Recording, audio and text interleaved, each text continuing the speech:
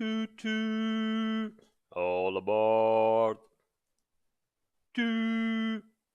All aboard the hype train. Hello, sim racers. Welcome back to another live. I hope you had fun yesterday, and I think it's blown everybody out of out of everywhere. And of course, we're gonna talk about GT4 DLC pack tonight. And boy, am I tired, excited. The adrenaline is pumping. Have anxiety. I have everything. I don't know what to say. So honestly, okay. So let's see, guys, how you doing on the chat. Thank you so much for joining. All right, so everybody's here. Okay. Okay, so let's start tonight. First of all, don't start the usual questions at what time it comes out, what is the price. I know I won't tell you because it's stuff for the journalists and it's stuff for the official channel. It comes out when it's ready and it's going to cost whatever money it's going to cost. All right?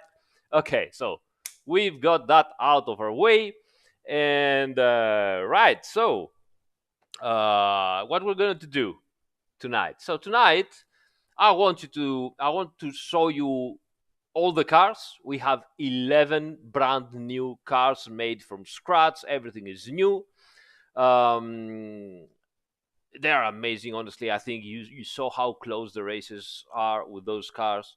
And in the meantime, we might also see and talk about things that they are coming together with the 1.5 version of the game. Because as you know, we never released a DLC without having a proper version update. So 1.5 is coming tomorrow. You can see it over there already on my monitor. So let me change the camera here before you all start to complain about it. And right, so let's get into it.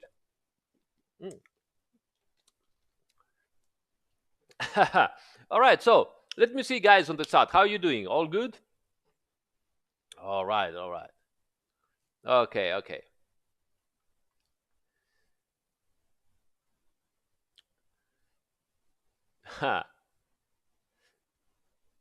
Yeah, yeah. All right. Okay, you are so many of you guys already. Amazing. So many of you. As usual, remember, if you like what you see, subscribe, hit the like button, all that stuff that I usually forgot to say.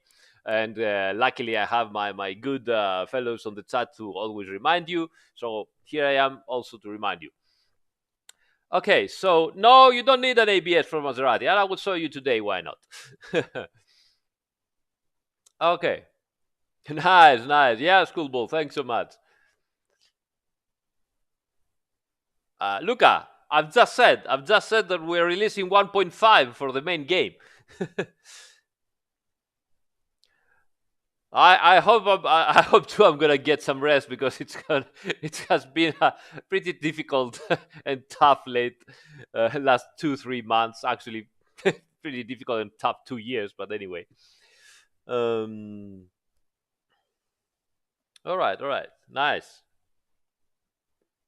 Okay, so before we start, I mean, what is the first thing you're doing usually when you are, firing up a simulator? You usually, go and check the options and your control panels. So I'm happy to report that now in 1.5, you can refresh the steering wheel detection. So if for whatever reason, while you're driving, your steering wheel dies, you can now click on the refresh and it will try to automatically detect your steering wheel again, and the first feedback should start working again. So I think that will help people when they have some hardware problems, like I don't know, something gets disconnected and they are doing a multiplayer race or whatever, and they remain without first feedback. Now with the refresh button, you will be able to get your first feedback back at some point.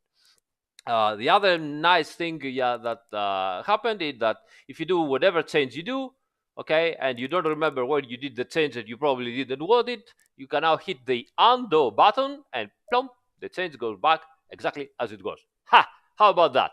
And you say that we don't care about you guys. All right. Okay, so that's going to be for the did you know. Okay, so let's go back. Let's go in. And well, first of all, as you know, here we have 2018, 2019, and Intercontinental GT Challenge, and now we have the GT4 European Series from 2019. Why 2019? I had people asking, why don't you do the 2020 series? This is a simulator. To do a proper simulator, we need proper data. And to get proper data, we need to talk and ask and get data and feedback and everything from something that has already happened. We cannot get data from something that is going to happen in the future. 2020 season practically hasn't even started yet. So, as usual, we are always 1 year behind, or at least half a year, depending on the situation. That's how we do it. That's how we always do it because there is no compromise for the data. We need the data to do the stuff. So, 2019 season GT4 European Series, and of course, hello everybody, hello everybody. So many people. Oh, I'm so glad we are already 5,000 concurrent viewers. Oh my God, guys, you're amazing. And of course, with the GT4 European Series, we also have obviously a change here in the gameplay mode. So you have practice, hot lap, and all that stuff, usual stuff that you have, hot stick, etc. Quick race, but now you have sprint race weekend. Okay, and only that for the GT4 series, which, as you can see, it has its own rules here, which says that you have just 1 hour races. There is a mandatory pit stop for driver swap, but there is no fuel refueling and no tire change. So you cannot tire change, you cannot do refueling. Just one mandatory pit stop for 1 hour races like this. All right. So then there are 2 races on each weekend. Now, obviously, if you don't want to do something like that, you can always go to the custom race weekend and do whatever you guys want. So you want to do, I don't know, 24 hours race with the GT4s, suit yourself. You can do it. Obviously, you can save it and so on and so on. So, by the way, thank you Ducati 1299 and Mastro 8811 and Luca Guidini. Thank you so much, guys, for the follow and the subscription. Oh my God, we're already way over 500 concurrent viewers. Okay, so as you can see, extra stuff. Okay, so let's start. You know, trying some cars, right? Let's start trying some cars. So let's start one by one. I want to show you a little bit the cars. I want to explain you how they drive, things that you will find on the setup, and the basic stuff. Later on, we will go and see. I mean, not today, but in the following months, because we have now so many cars. We will go on and see more and more and more cars added. No, sorry, forget about that. I said in the following months we will going and take care of the cars that we have added, and I will try to explain them in more depth so that you know how to set them up, how to deal with them, and so on. Truth to be told, the GT4 cars are easy cars to set up. It's not that by changing their setup you're completely going to change the car characteristics and the car handling and performance. It always stays more or less the same in the end.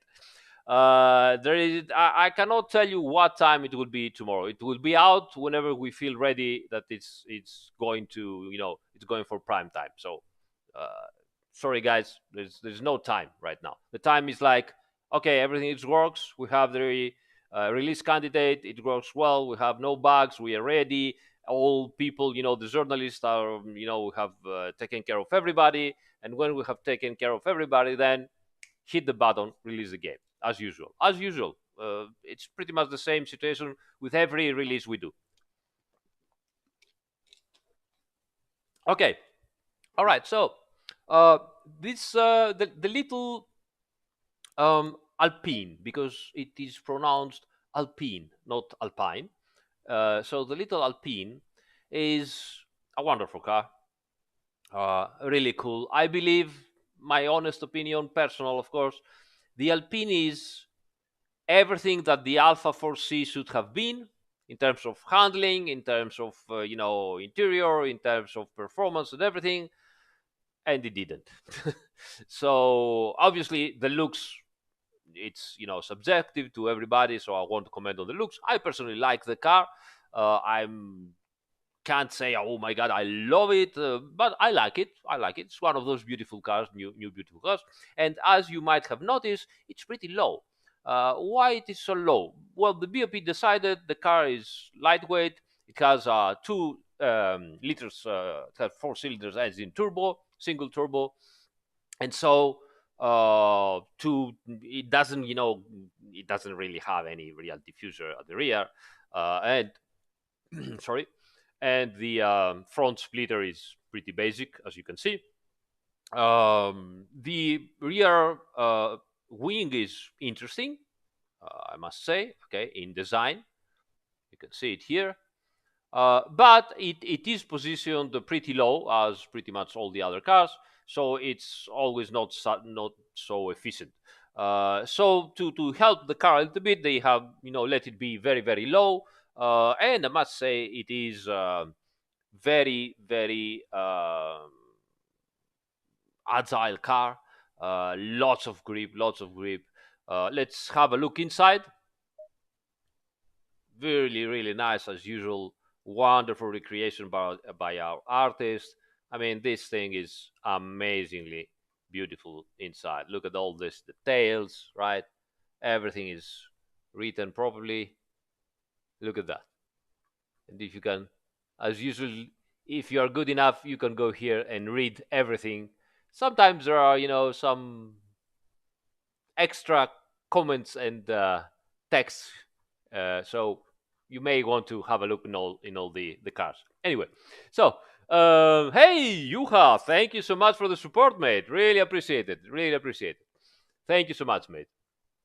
All right, so let's go back and let's give the car a try at Brands Hatch that we already know. We had also a simple setup for this, so maybe I can share that too. The AC on? No, I don't think so. All right, so let's go with the aggressive setup as usual, and just gonna do a couple of laps, something like this. Yeah, as it is, as it is.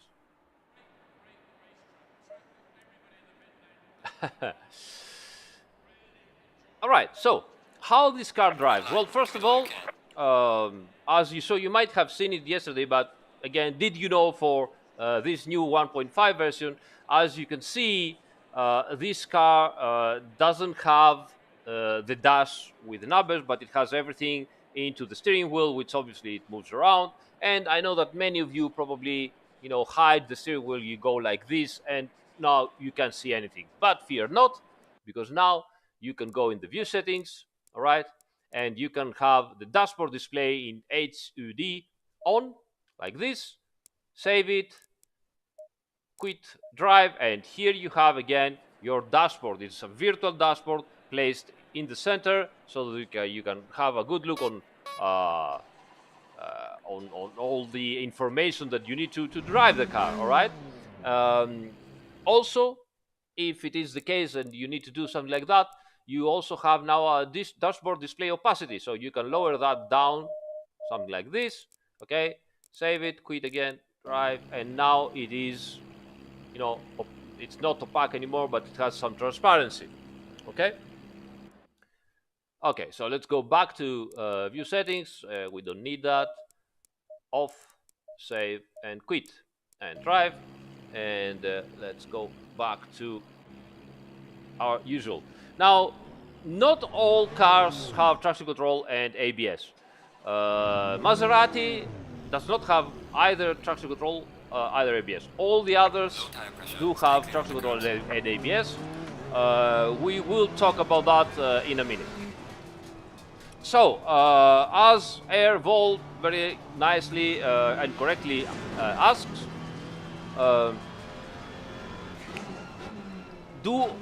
what kind of tires do the GT4 cars use? They use Pirelli tires.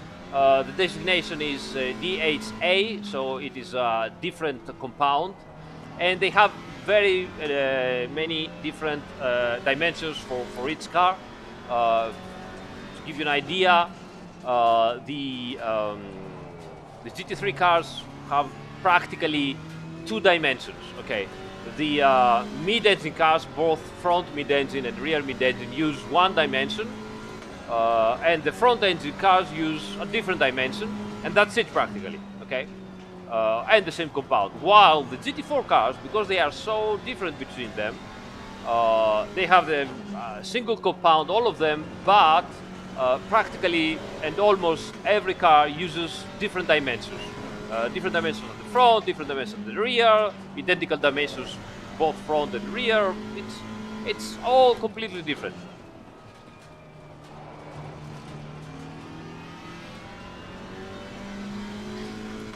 All right, so how this car drives? Well, usually, as you can see, the GT4 cars are relatively easy. They're not cars that, you know, at first feel extremely difficult to drive. They feel slow in acceleration. The braking is a little bit different because obviously there's no downforce, all right? So they feel easy.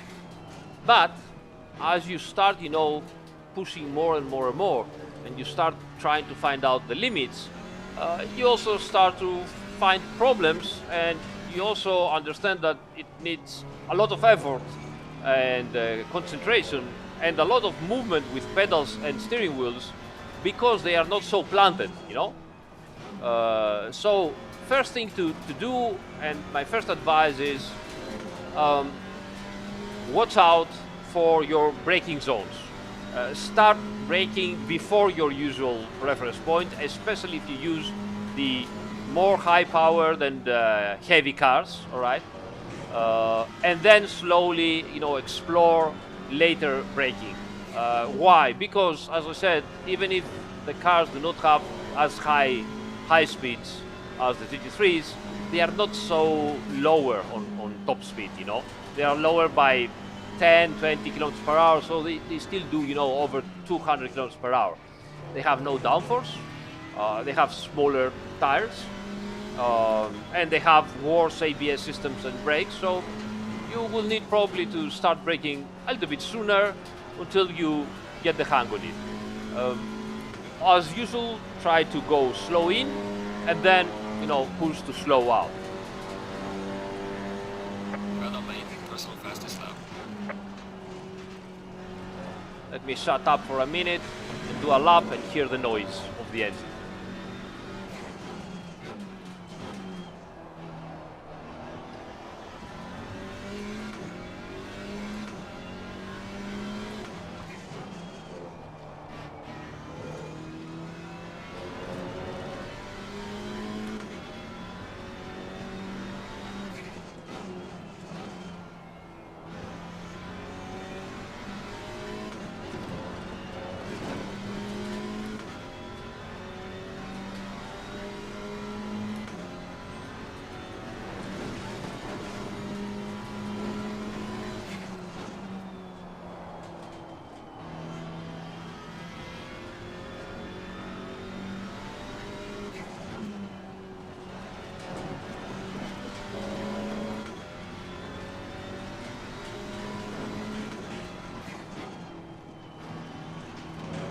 Oh, you see, the car is, you know, it moves around, so it is practically probably the lowest car of all of them.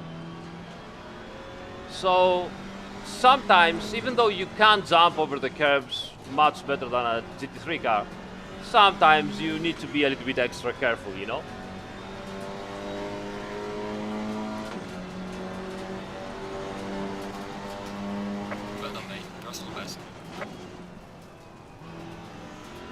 We'll see, guys. Depends on the time available and on the work I have, the workflow.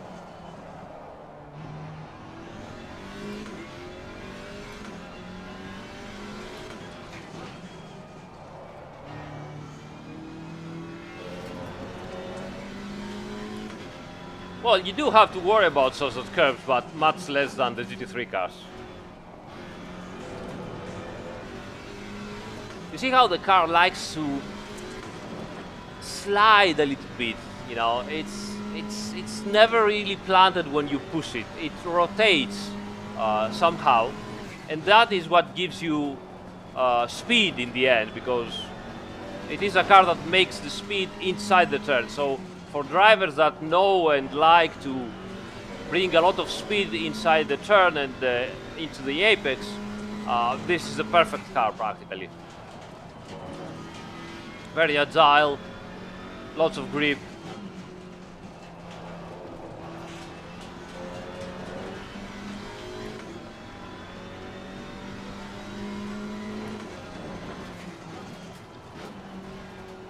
See how it needs some micro corrections while you bring the car inside the turn.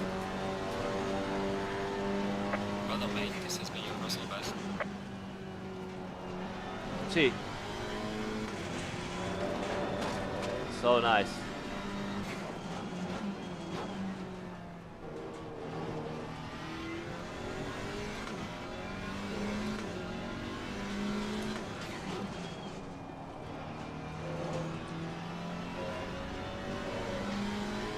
You can see I'm using as low traction control as possible.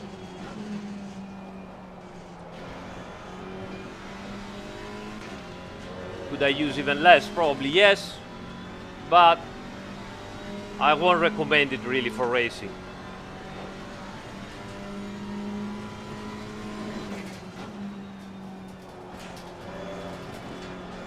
Ooh, I went wide here. Oh, you see, I mean, if you get too much of, you know, of confidence, in the end it will bite you, because it's always on the turns. It's so much on the limit that, you know, it starts to be dangerous. Look at that beauty. Look at how low it is at the rear, and when you brake, it all goes down.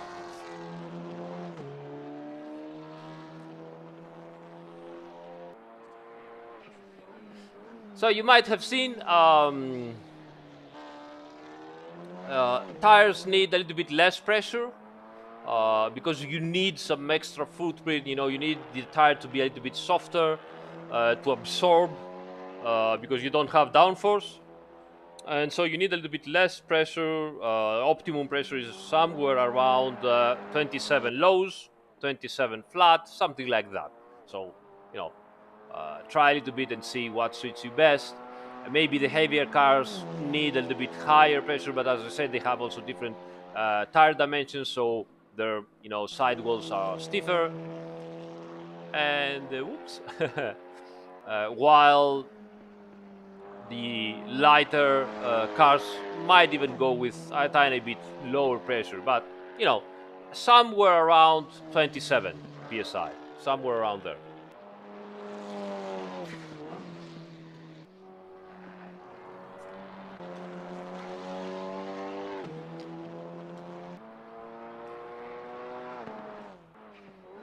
Yeah, it has two different wheel cameras.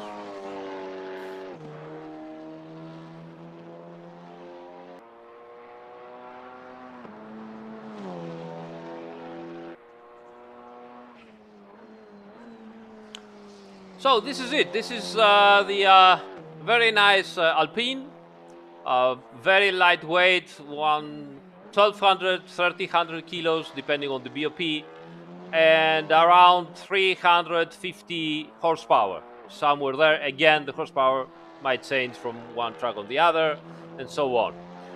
Let's have a look at the setup page. All right, so let's go back. Setup page, as I said, here more or less it's better. Here we have something very interesting that you might want to have a look. For 1.5, we've redone from scratch and improved, and we have a much better simulation of caster uh, on the physics, which means that the physics now of the caster works a little bit better. It was already working quite well, but now it's even more accurate. We also brought the a new caster changes also visually. So you can now see, for example, let me show you an example. So let's go outside of the car here. Okay. Now you can see when I turn the wheels like that, okay, although with the uh, so you can see now that the outside wheel pointing that way has all the camber, right? While the inner wheel, because of the caster, is now almost vertical. Okay, so now that you can also see the effects of the caster visually. So let's go back now into the garage setup, and let's go to the setup here, and let's raise this as high as possible here, which is pretty high. Okay. Excellent. Now you might see the car jumping around when we do that. We need to do that because to do all that stuff visually and physically, we also have to recreate the suspensions from scratch practically. So at that point, the car goes like, okay, wait a minute, no suspensions, new suspension scenes, all the geometry, and it realigns itself on the virtual flat plane. So um, go back again, continue. Let's go and see what we've done this time. All right. So now much more caster, and you can see how much extra camber the outside wheel has gained, while the inside wheel is practically starting to having negative caster. It goes from the other side. So you have the wheels that are now like this, like this. Now, instead of being like that every time, now you have them. They change the whole camber value. So that's a different thing. Obviously, happens also into the GT3 cars, and the difference in the physics is subtle and it's slight, but you will feel a front end even more precise and a little bit more willing to follow your steering inputs on occasion. So sometimes you are, having some extra understeer. You can force the wheel a little bit, and you can, play with the caster and help the car maintain some extra bite from the front end. All right. So we were saying electronics, no EQ map. Most of those cars do not have EQ map.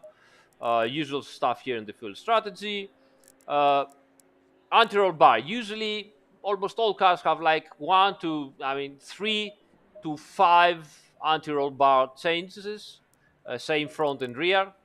You see also here just 2 of them, 3 of them. And again, low differences in wheel rate. Not really, any differences at all. Small differences. They know that the cars work well with those values. You usually go on them also because they are heavy. The cars, you want them pretty stiff and stuff like that. So this is what happens. Most of the cars do not ride the bump stops anymore, so you will see that you don't have bump stop range anymore on those cars. Some of them do.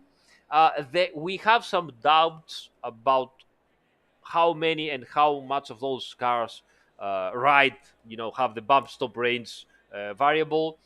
Unfortunately, we weren't able to go to the real races because this is something that you don't get to find from the actual technical manual that we get from the manufacturer, but you go with the teams, you talk with them, and they will tell you, yes, we use them, or no, we don't use them. We know that most of them don't even use them, but we didn't have the opportunity to go and ask one by one of them. So it might be that there are some inaccuracies on some cars that they might use bump stops and we don't have them. As we get to know what happens, during the 2020 season, and we talk with the teams and the engineers. If we see that there are inaccuracies here, obviously we will update and bring bump stop rates on those cars that they are missing too. We do have different bump stop rate here because at some point when the car completely bottoms out, you might want to change the bump stop rate. So we have left that for some of the cars, not all of the cars. Um, by the way, what is happening, guys? The concurrent viewers is over 800. It's amazing. Thank you so much, guys, for the support. If you like what you see, hit the subscribe button and the like, and we'll be here. Usually, I'm doing one live stream every Friday night, and then I cut the live stream because they are very long, 3 hours usually. I cut them in small pieces and post them during the week. All right, so dampers. Usually those cars have two-way dampers, so only the slow bumper rebound you can change. You cannot change the fast bumper rebound. Fast bump and rebound do change as you change the bump, the slow bump and the slow rebound. So I do the clicks on the damper. You change both the slow bump and the fast bump, and you change both the slow rebound and the fast rebound. So everything is calculated in the software. So you just change the rebound here, and you get the whole thing changed. In the aerial, as you know, those cars do not have tons of aerial. They don't have really much downforce. It's there just to stabilize the car a little bit. It's low values, somewhere around CL1 at max, usually lower than that. You can change the rear wing. They use it to balance the car, and usually also drivers try to ask as low rear wing as possible to gain a little bit of top speed. Why is that? Because the cars don't have enough power, and as you can see, the rear wings are very low, which means they are not efficient because they get lots of dirty air from the roof of the car. So as you raise the rear wing, you gain little downforce and a lot of drag, right? So they tend to use as low rear wing as possible and only, try to balance the car out with the rear wing, and that's it. Right height here is not that important in terms of aerodynamics. Actually, it's not important at all in terms of aerodynamics. Try to go as low as possible everywhere because the cars are already very, very high.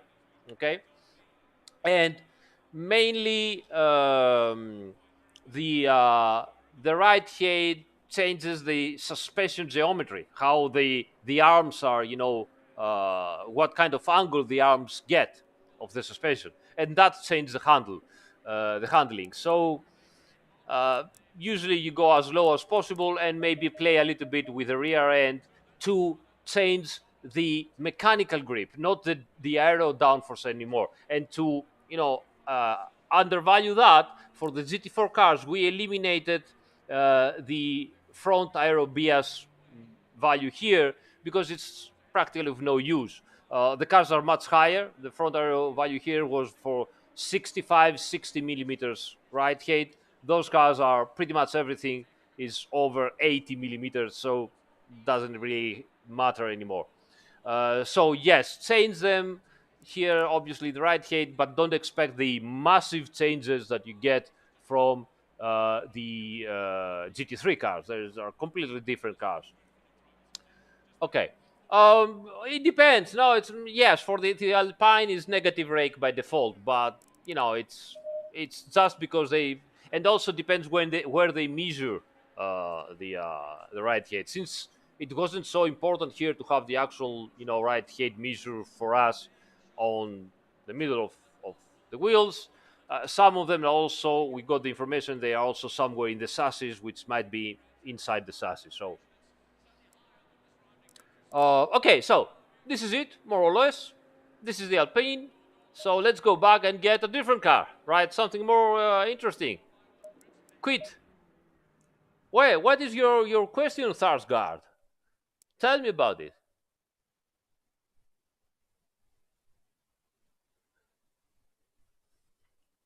Tell me about your question.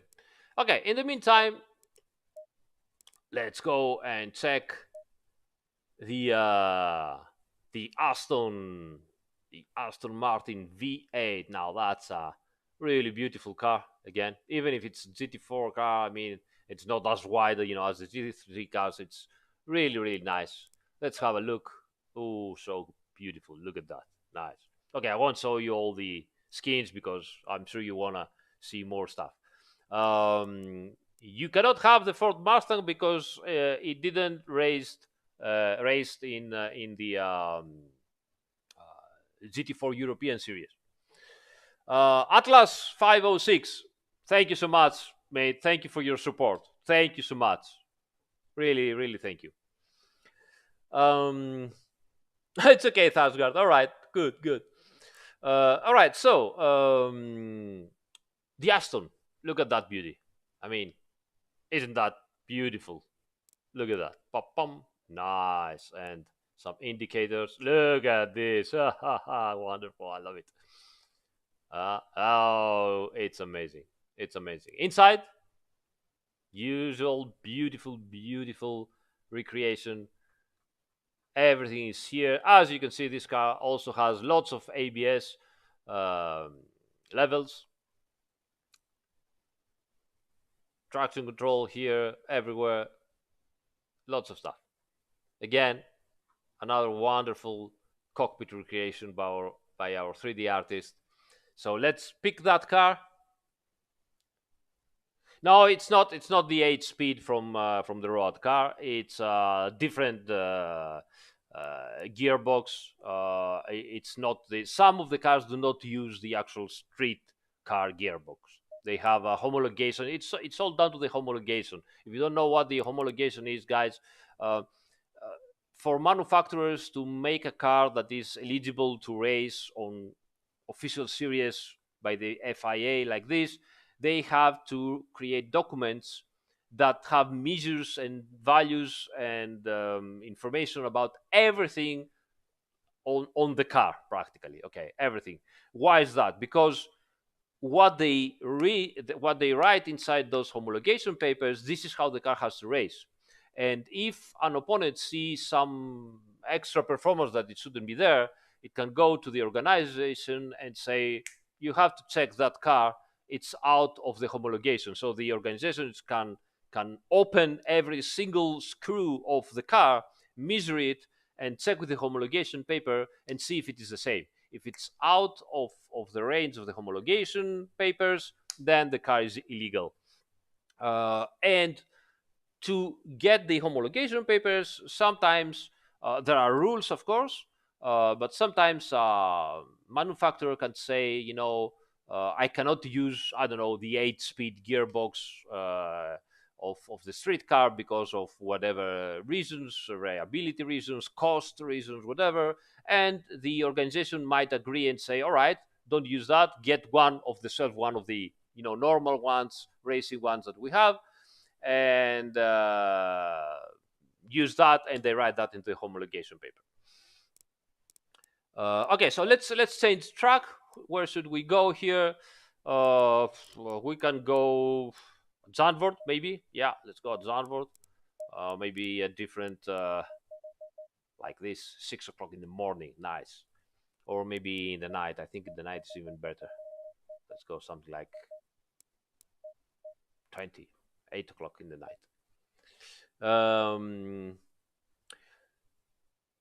No, we don't have a career mode for the GT4s, but we do have a new championship. And if you choose a new season, now you can also choose, of course, the GT4 series. So you have the championship, which honestly I prefer from the career, but that's personal opinion. Okay, so let's go here. Yes, Roland. Yes, exactly. Leaderboard about multi-class racing. Yes, I can answer that. So, where is it? Let me have a look at our changelog, which is very long, but I will not show you today, but you can see it tomorrow. And then we can discuss it a different day, maybe tomorrow. So, where is it? Leaderboard. Let me check. Leaderboard. All right, okay. Car classes marked on leaderboard items on the hood in mixed races.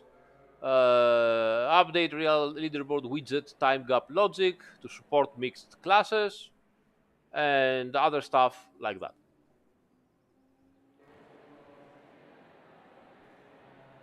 Right. Okay. No mixed classes in single player. So mixed single player has to follow, you know, the SRO rules. So no mixed classes, but you can do it on multiplayer, no problems. Thank you so much, Sky. Oh my God, thank you guys. You guys are you rock, guys. Thank you so much for all the support tonight. Really, thank you. We are almost at 1,000 viewers, guys. Bring your friends, bring your family, do something. Let's go 1,000 again. Amazing. All right, so aggressive setup into this nice baby. Oh yeah, Sky 194 also has some great ACC videos. Great. It's true.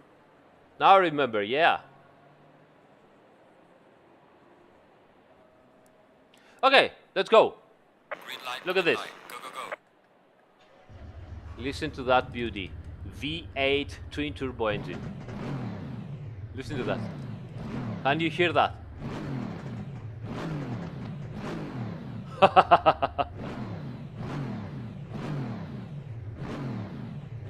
No RDG, I don't think so.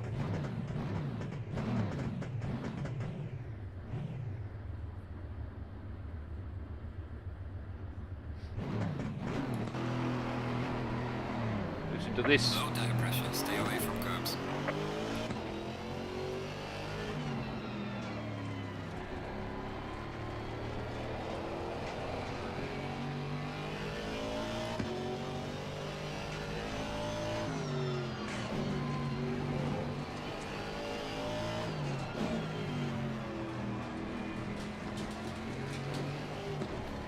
Wow, Scuderia Bazzane. Thank you so much, guys. Guys, keep your money for tomorrow. Thank you so much for the support, guys. You rock. Amazing. That all, you know what I'm gonna do with all those monies, guys. This is all beer for all the Kunos guys and all the devs at Kunos that work so hard. So, first time we meet up again together, the beers are on me. So the Aston is the Aston. I practically cannot hear myself thinking from all this noise.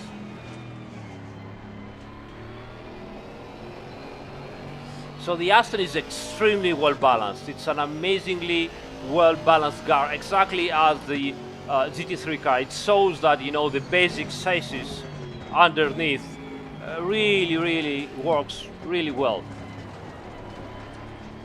What's the problem? Because obviously, well, the problem is that it is heavy because of the BOP. We are talking over 1,500 kilos, 1,500 kilos. That's a lot of weight on the wheels, and that's without full fuel. I mean, with full fuel and everything, this car goes up to 1,600 kilos over that. So it's a lot.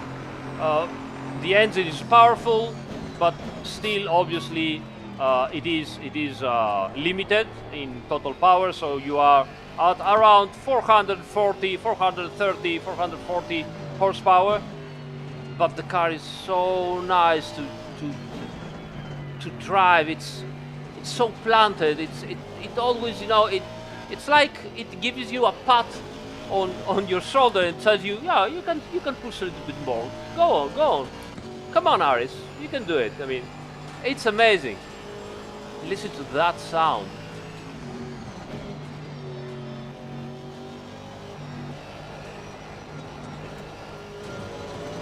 And as usual, curbs? What curbs?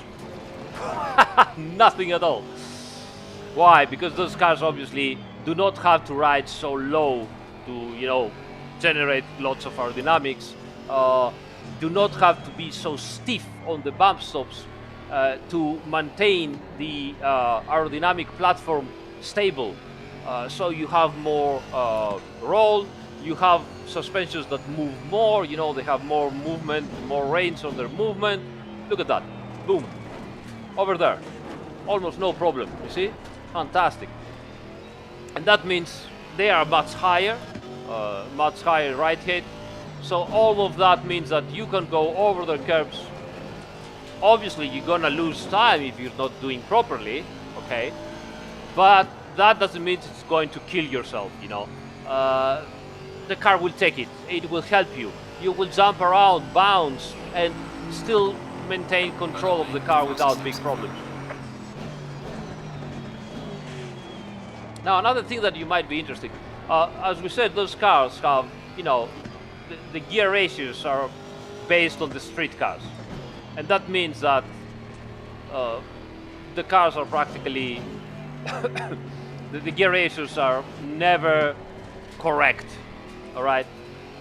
So 900 euros, come on guys, come on. So what that means, it means that you will always find yourself missing a gear or having a gear too long or too short for whatever turn. My advice, be like the real guys. Who cares? Just put a gear in. Those cars have enough, you know, torque. Everybody's in the same situation, so look at that. Third gear, just go into the accelerator and the car comes out. Third gear again. Usually with the GT3 cars we use second gear for both those turns, right? No problem. Third gear, accelerate.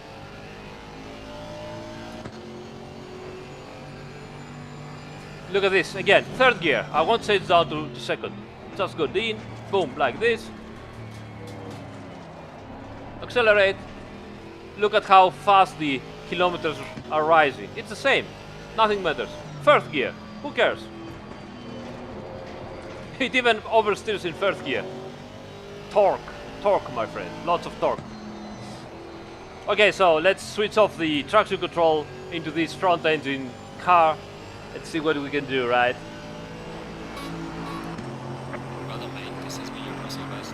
Hello, Blade Runner. Nice nickname, and Kurdish Tatki. Thank you for the follow, guys. Ciao, Alessandro. Grazie a te. Look at how much traction this car has. Dorifto tofu. The V8 engine has the turbos on the hot inside part of the V, and they have amazing response. There is almost no turbo lag at all on this car. It's really amazing. Just Zax, guys, thank you so much, guys. This is amazing. Big thank you, guys. Look at that. Whoa. So much torque.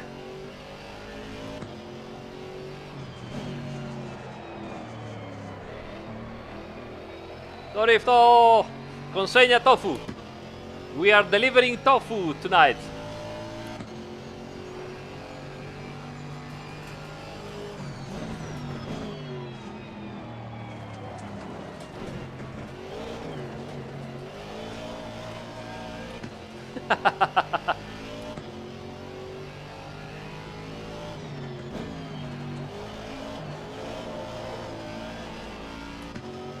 Can we drift this one in first? No, it's it's too fast in first gear. We cannot drift that. So here you have it. Let's have a look from the outside. The amazing Aston. Look at this beauty. Oh, she's so nice. Eurobit intensifies. Yes, indeed. Yes, indeed. Thank you, Alpha007org. Thank you. I love you too, guys. You guys are amazing. Thank you so much. Euclides, what did he ask? Oh, Gergo is here. Gergo, guys. The 3D master. Gergo Punker is here. Top stuff. Thanks, Gergo, for coming here.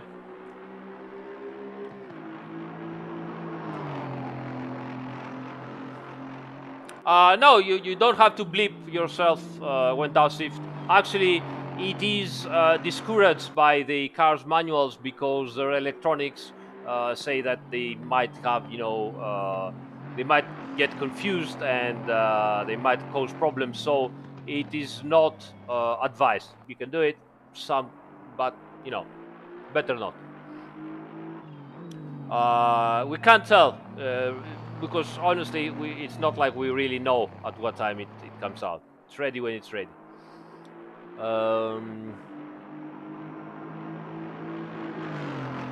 Does ACC have tire puncture? Asks Euclides. Absolutely yes, by different reasons also. You can have a tire puncture because you have flat spotted a lot a tire. So if you lock it and you keep locking, when you do a flat spot on a tire, okay, so what happens? Actually, let me show you. Why talk about it when you can saw it? It's much better.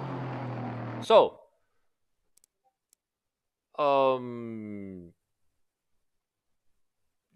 give me a second, guys. I got a message which I don't know what it is about. Okay, nothing. It's work at 11 o'clock as usual. Usual stuff at Kunos. Claudio from Mr. Pig 100 Coaching. Oh, hi there, guys. Those guys have an amazing Discord server, and they are doing a pretty impressive legal with some managerial and career elements inside, which amazed me pretty much. So, yeah, maybe I don't know, post a link or something.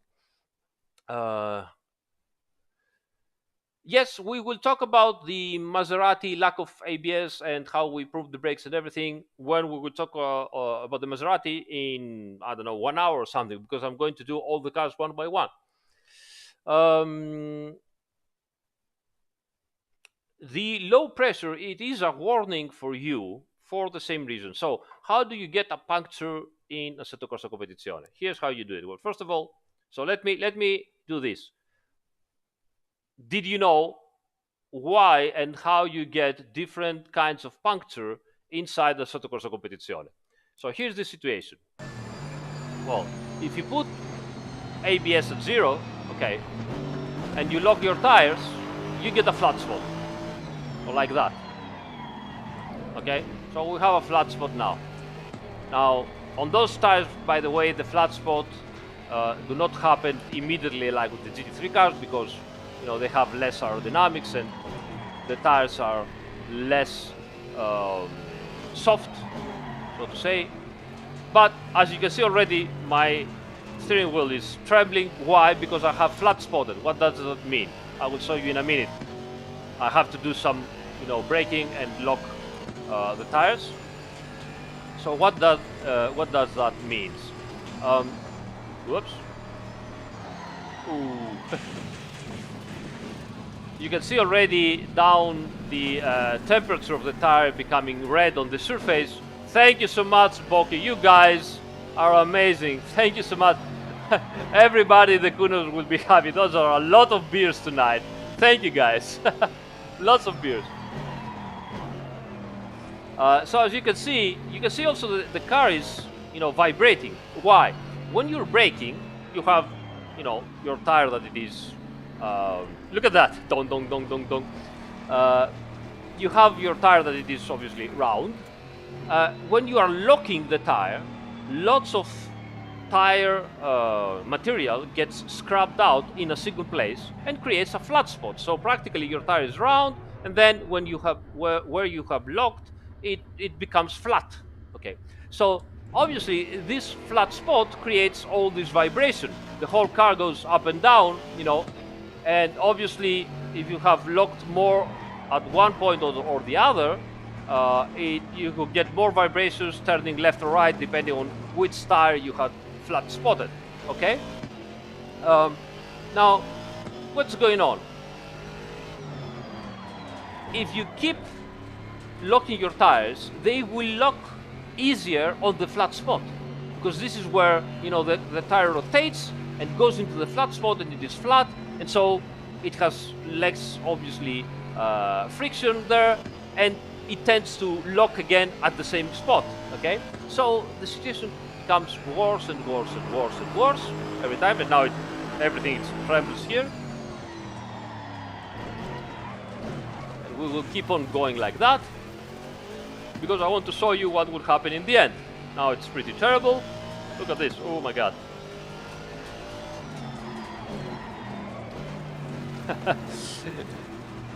Almost there, guys. Almost there. Look at that. Look at that. Look at the car, how it vibrates. That's a big flat spot over there. If you remember in Formula 1, when Vettel flat spotted the tires of the Ferrari, and at some point, because of all those vibrations, the whole car broke, the suspension broke, and everything broke. Boom! Now we have a puncture. Look at the front right side. It's obviously it's black. You can hear it.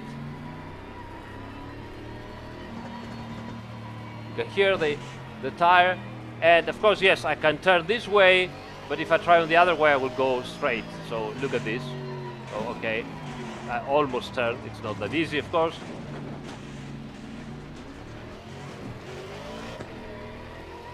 And now, if I try into this, completely straight. So you have to be very, very slow like that. And now you have a flat spot like this. Okay, so we can also get out of the car and have a look. Obviously, it's not like we are, you know, showcasing everything in extreme detail, but at least you have the tire that's completely down, and you have the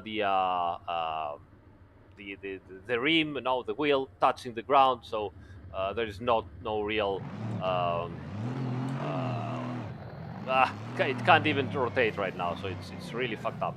Okay, so this is how you get a puncture. So puncture, flat spot.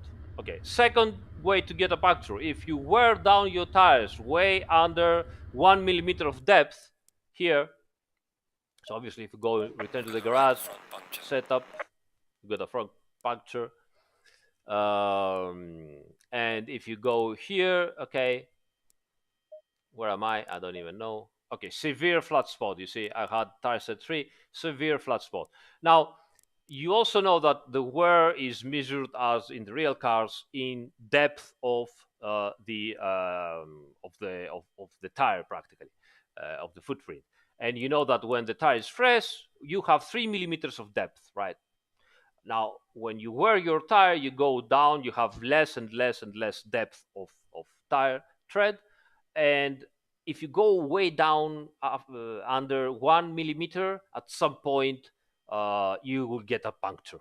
Okay, not at 0. Before that, I think it's around 0.5, 0.4, depends also, but you will get eventually a puncture. And finally, the other way that you can get a puncture is, let's simulate that. Let's see if we can simulate that.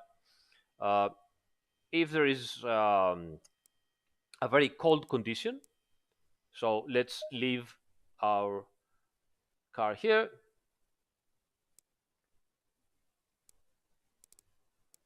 So if you get into a very, very cold condition, like really, really cold, 10 degrees, and we go during the night, which is even colder than that, some wetness also to keep everything down. Okay, let's go like that. Start. Greetings to Gamer Muscle. Hello. Hello, mate. The Altos. Oh yeah, we working day and night to add the Altos. Absolutely. The community is called Mr. Pig P100. Mr. Pig 100. Mr. Pig 100. Thank you, Felix, sir. So now we have very cold tires. All right. Now, when you have very cold tires and you keep going over the curves and outside like this, you will notice that if you look at the pressure, you will notice that we're losing pressure. See? And it tells you also. You see, every time I go out and in like this, I lose some pressure. Okay, so if I keep doing that, at some point I'm gonna have a puncture because it will deflate. It cannot hold any pressure, and if you don't have pressure, obviously the tire cannot hold its place on the rim. Okay.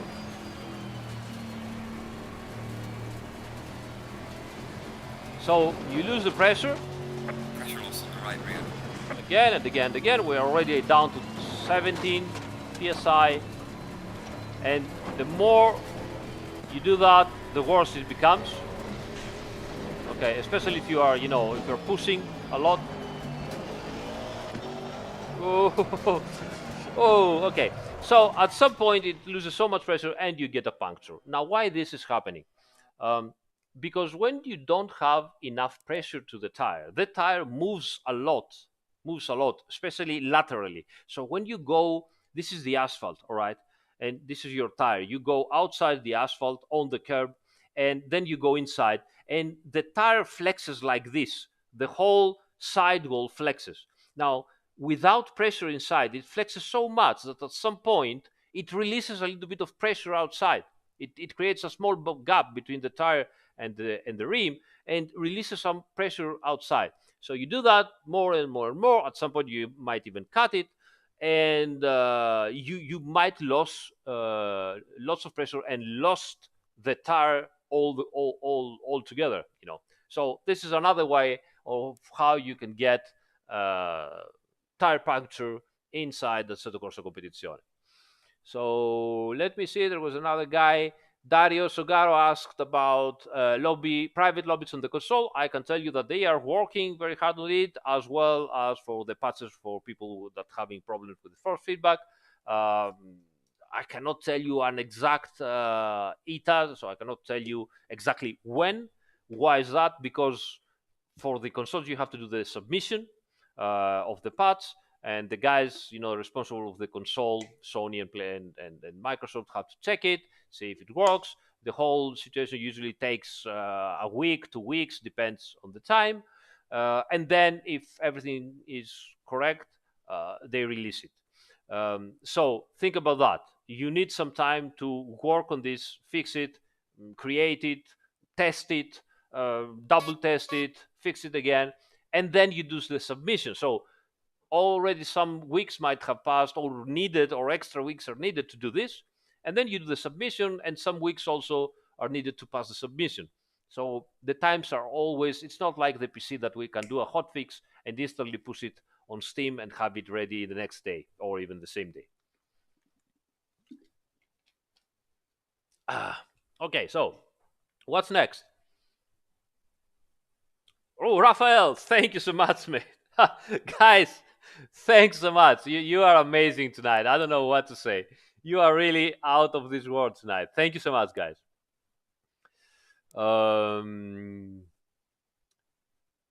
What is a pack? I don't know. Carl, sorry. Gamer Master should learn how to drive with a proper steering feel. All right. He's really too much used to use tons of steering wheels that moves around. It doesn't work like that. But anyway. Oh, guys, someone is asking about Nordschleife. So everybody, drink. I only have water, but drink. It's a joke, Mikhail. We cannot have Nordschleife in ACC. Yeah. All right. So that was the Aston Martin. Amazing.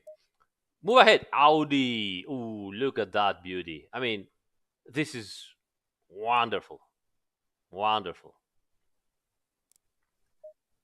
This is really cool. Look at this. So cool.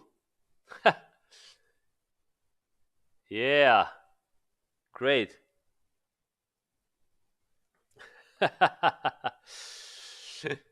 All right. Okay, look at that. Look at this interior again. I mean, look at this. Fasten belts, engine on, drive ID 321 line. I mean, all of that is inside.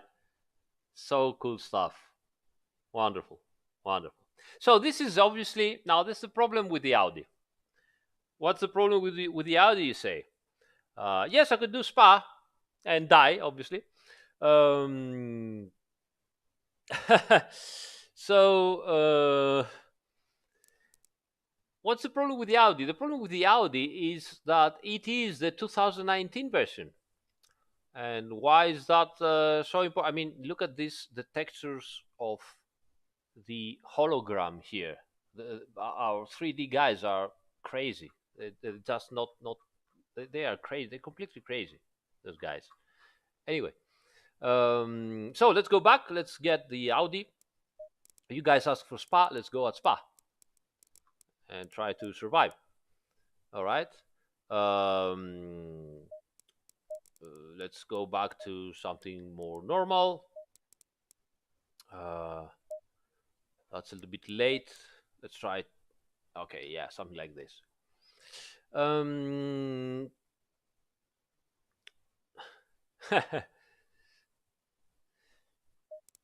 Alpha 007, don't let me talk about other sims, guys. You know, I'm a developer. It's not ethical. I can't say be kind to the developers. As usual, let them work.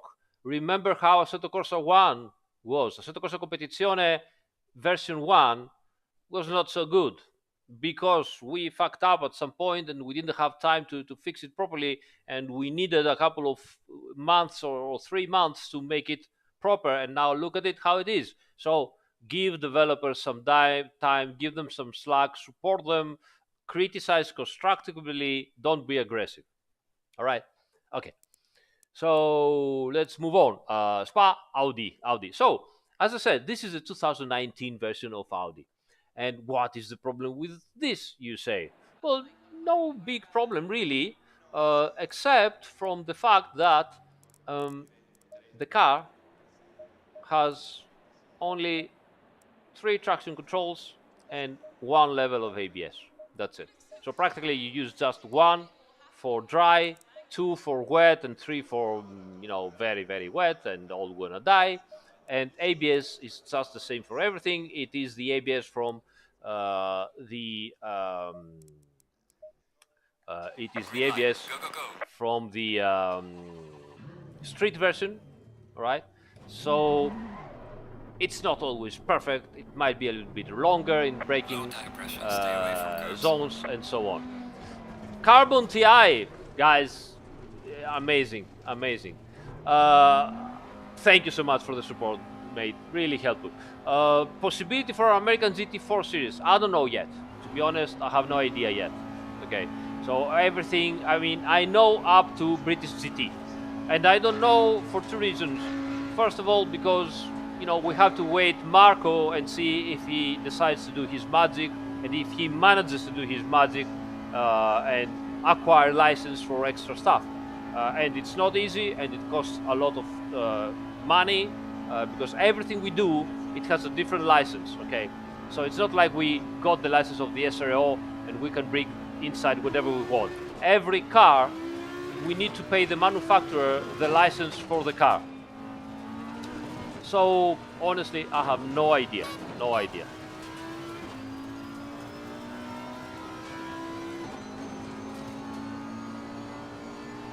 No, it's okay, Alpha. It's okay. Sorry, I didn't want to attack you by any means. I just wanted to make a more generic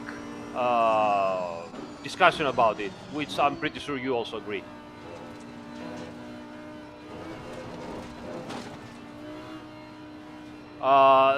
Price for DLC, you're gonna know tomorrow.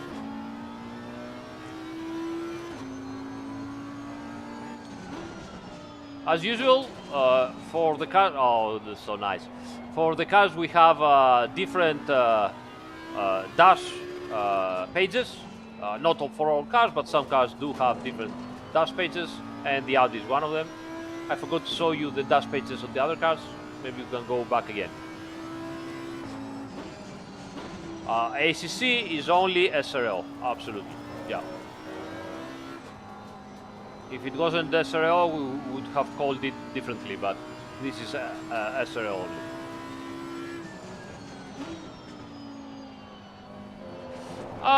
Here, it's, the chicken and the egg matter. It is undeniable that when you get a manufacturer as a license and you bring it to your software, you get a lot of value.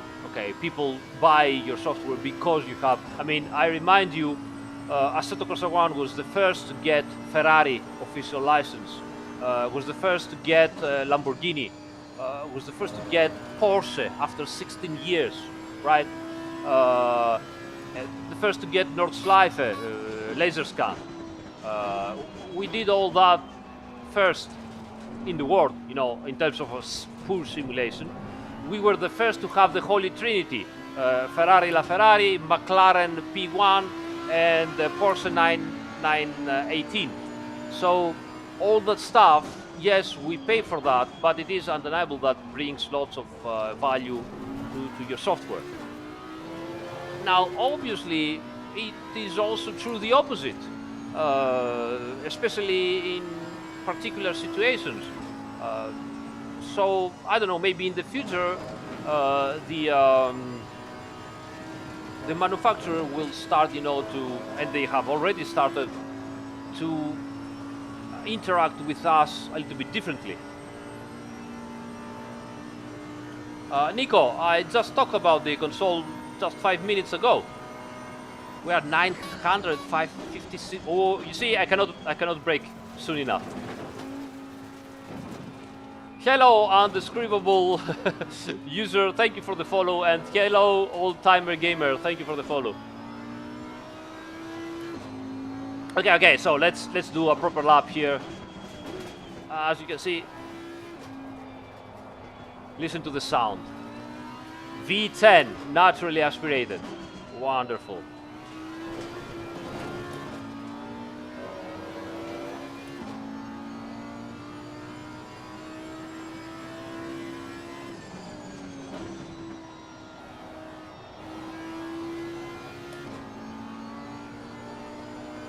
A bit of understeer here. There is no aero to help.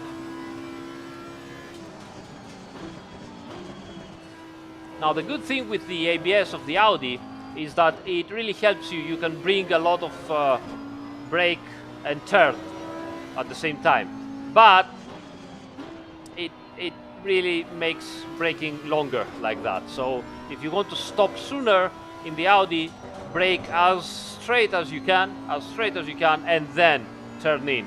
Because otherwise, if you start, you know, trail braking a lot, the car simply won't stop. It won't stop. And it is a very fast car on the straight line. It has maybe the highest top speed of all of them. I forgot that I have no downforce to do blanche mode.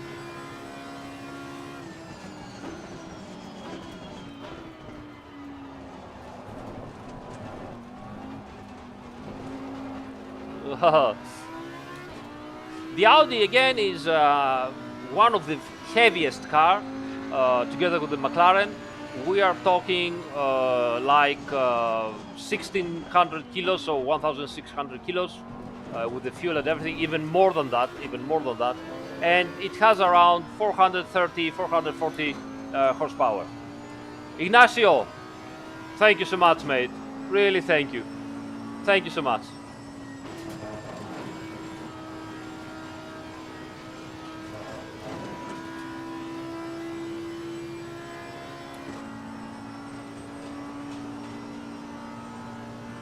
Well, the manufacturers start to understand how, you know, simulators and our community are important. You know, they started to understand that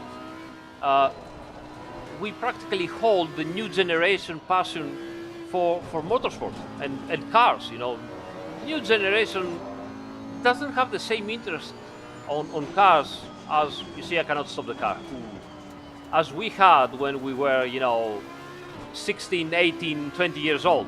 Now, you know, they have different interests. They care about, you know, internet, cell phones, other kind of e-sport games and stuff like that. And manufacturers start to understand, okay, we need to do something and we don't know what to do about it. And they finally start to understand that, you know what, proper racing games that have good following and good, you know,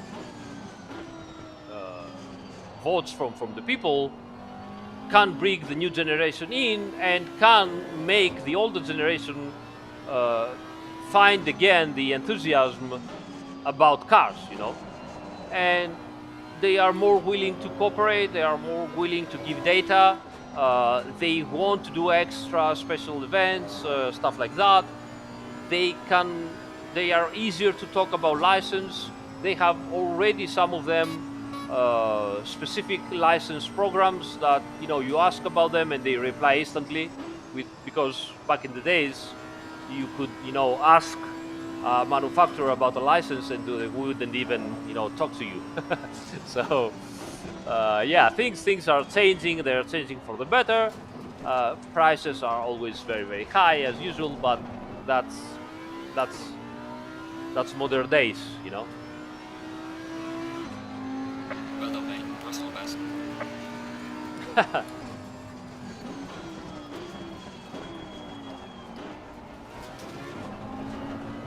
Okay, let's take off the traction control and have some fun.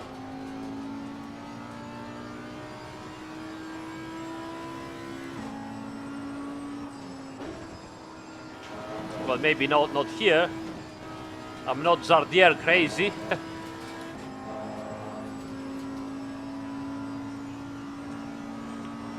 The modding session in Assetto Corsa 1 is amazing, especially the ones that bring extra new content. They do modifications into the graphics engine. They do modifications into the user interface, and they bring extra proper content. I hate ripoffs. I hate conversions from other games. I hate them. And I think they bring lots of bad names on the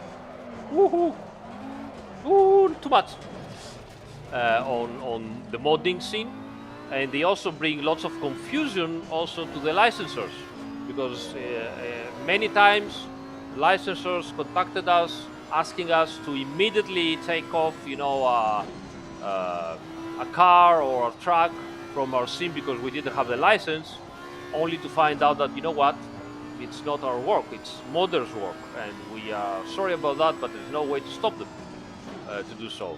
So yes, I hate that. But all the other original work, it's massive respect. There's so much talent out there. It's so nice to see, your old simulator keep going so well. It brings people, to the sim racing community. It creates communities. It's always great. We always knew, this has also 7 years, look at that. We always knew that, Assetto Corsa Competizione is a niche market in a niche market, and we cannot make happy everybody with just GT3 championship and maybe GT4 like now. So obviously Assetto Corsa 1 is way more wide, it's more broad, and we knew that, but Assetto Corsa Competizione was important in order to create something new for us, and whoops, too much, and find and deal with a new engine, and we did it, and we're very happy about it. So yeah, that's my opinion. All right, so let's have a look from the outside. So how do you drive the Audi? As I said, you need to brake in a straight line. You really need to brake in a straight line, because otherwise, if you start, trying to trail brake, you're gonna have problems with the brake distance, because the ABS engages a lot.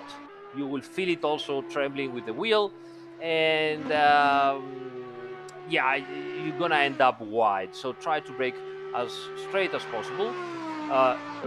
I have to remind you also, the car is very fast on the straight line, extremely fast on the straight line. So start braking with the Audi much earlier than what you usually do, much earlier, okay? The car is heavy, and you will feel that, but it has also great mechanical grip. It really wants to turn, okay? It wants to turn, it has traction, it has everything. Optimum pressure, as I said earlier, around 27 psi, low P, 27 psi, 27 flat, something around there. Very stable car also, and easy to to push. The main issue, as we said here with this car, is the braking zones, the braking distances. Be very careful in the braking city. The first impression would be, oh my god, this car doesn't stop. But brake in a straight line, and you will find out that the car does indeed, slow down. And then you have also very good turning and apex speed. All right. Okay.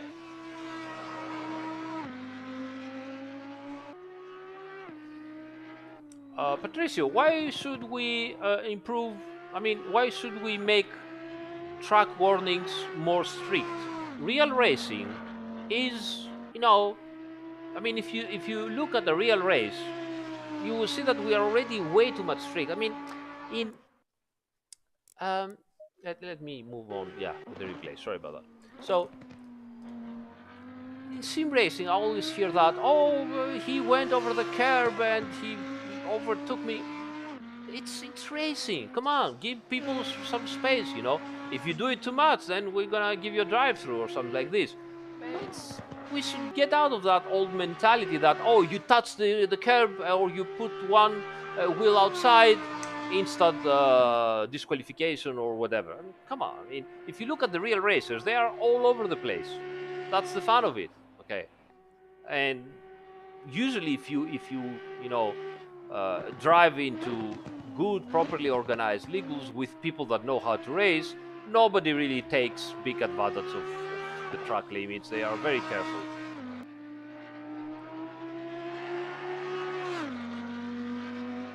Yeah, Luca is really a musician. Luca is, and Alfie also, who helped him with the code. They did an amazing job.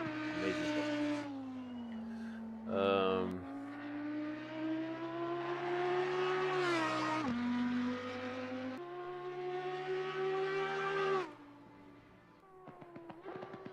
Now, you know what is the problem? The problem with Formula One, modern Formula One, is that because the cars are so fast, they needed to raise the safety of the circuits, and to do that, they had to make the runaways asphalt, and they had to be very wide and stuff like this. Which means that obviously, if you let the drivers free, as they do, uh, what is going to happen is that the drivers will start to go way outside the limits. So they had to be strict on the uh, track width limits so that the drivers wouldn't, take too much advantage. Luckily, in GT racing, this doesn't happen too much. So, all right. So let's move on. Let's move on because we have to be a little bit faster. It's already way too late. So quit and move ahead. No, we don't think about Assetto Corsa 2 right now. BMW, fast lap at the BMW. Let's do this. Actually, let me use the BOM, Borusan Automotive car. Why is that? Because those guys from the day one gave us tons and tons of material, feedback, help. Those guys are fantastic. It's an amazing team. They have always been on our side. They have gave us um, information on their GT3 cars, on the GT4 cars, everything. So we owe those guys a lot. They have been really, really great from day one, and if you ever find them on the circuit, guys, go and give them your support. They appreciate. They are amazing guys, really helpful, friendly. Do it. So this car, as you can see, has the original double clutch gearbox of the BMW. uh, Everything else, you can see how much at the rear the driver sits for better, weight balance, because it has the engine at the front, and as such, um, it is a little bit front weight. Okay, so let's go back. What track should we choose for this car? Let's go. Well, it's a BMW. Let's go to the Nürburgring, right? Nürburgring. Oh yeah, let's go. The M6 is it's pretty cool right now, I think, and you know we're always doing some fine tuning here or there. I don't know about that, Bruno. I don't know. Okay, aggressive. Oh, it's so dark. Let's you know get some light because we cannot even. I don't know what time. All right, confirm. Go. We will drive the Maserati very soon. Okay. Here we are. Aggressive. And let's go. Green light, green light. Go, go, go. Listen to this inline 6-cylinder double turbo. Clear of the curves. Now this car, again, over 1,500 kilos, easily 1,600 kilos with with the fuel and everything, but also 440 or 450 horsepower, and most importantly, the torque. The torque is identical from like 2,000 RPM up to 6,000 RPM. The torque is the same. Let me show you. Fourth gear, 2,000 RPM. Look at how it accelerates. I mean, I even got some oversteer. Just goes. You can use just one gear. Who cares? Just goes. Look at that. Fourth gear. 300. It oversteers. It goes. Sorry, I shut up.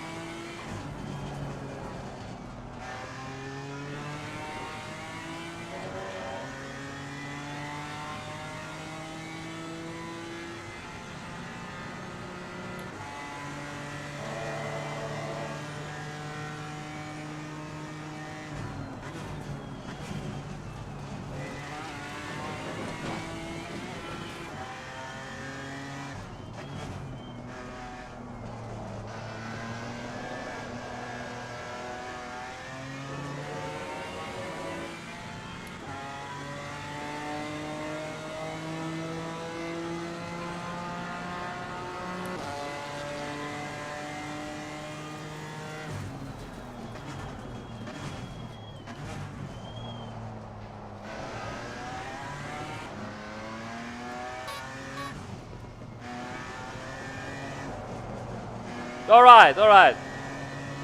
Did you enjoy that? So this is practically one of the most normal street cars, and you can see it jumps around a little bit, but it is surprisingly fast. It's a great all-around car, easy to bring. It gets a little bit nervous right on the limit, so you might want to be a little bit extra careful, but it is a really great car. It's one of the contenders pretty much everywhere. Yeah, releasing tomorrow, guys. Releasing tomorrow.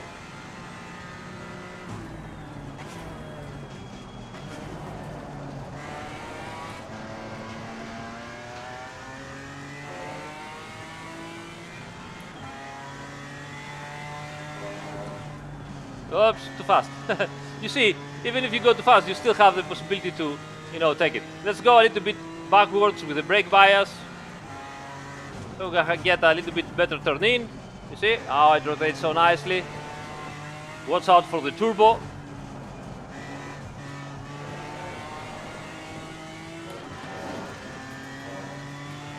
So let's take off the traction control. Look how the car bounces a little bit.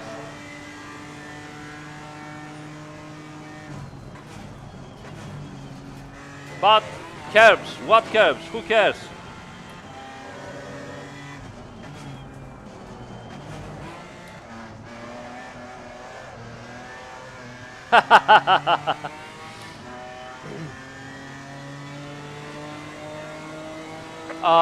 Hansei, we already have a broadcast up. I don't know exactly what you mean, but there is already one. I'm not an expert, so I don't know, might have problems or not. But the best way to talk about that is probably go to the forums. To the forums. Go to the forums. Oh my God! it's trickier. I mean, you can drift it, but it's not the easiest car to drift because it has a lot of grip and traction, and at some point it breaks the traction, and it is very hard when it does that, and it becomes a little bit more nervous than what you might, wait from such a car.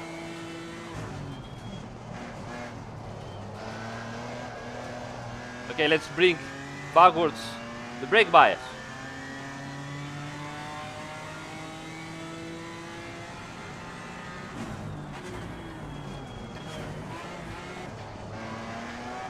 Oh. Now the problem with all those heavy cars is that they start very well. They have lots of grip, they have lots of power, they can defend their position from the lightweight cars. And then you arrive more or less at the middle of the race. Okay, and what happens at the middle of the race is that the heavy cars finish their tires because of all of this silliness that you see right now, while the lightweight cars still have fresh tires. And then the magic happens because the lightweight cars want to overtake. They don't have the power, but they are so much faster in the turns and in the braking zones, and all kinds of silliness starts happening.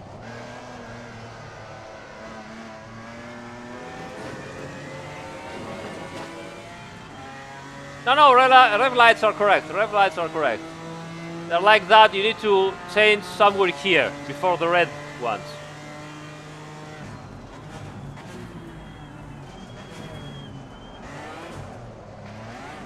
I don't have a round wheel, so I cannot drift so well.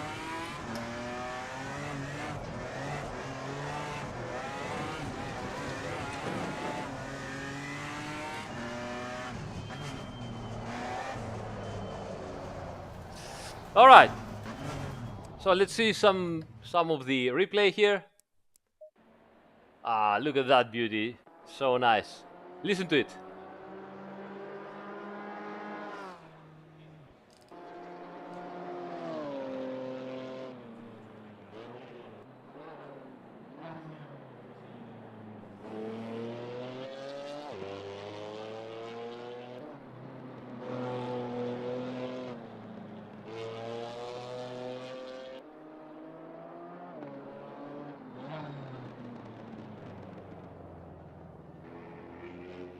Yeah.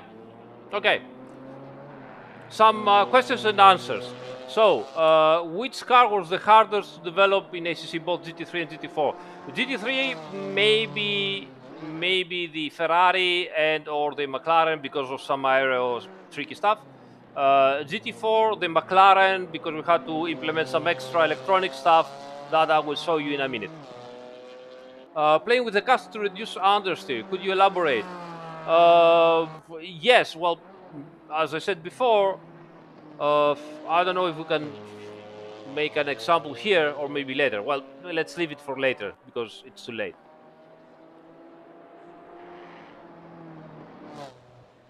No, well, Oskjan asks, question about suspension. When you adjust slow damping on the GT3 cars, will the fast damping change too, like on real cars? In real life, adjusting slow damping affects the fast damping too. Yes and no.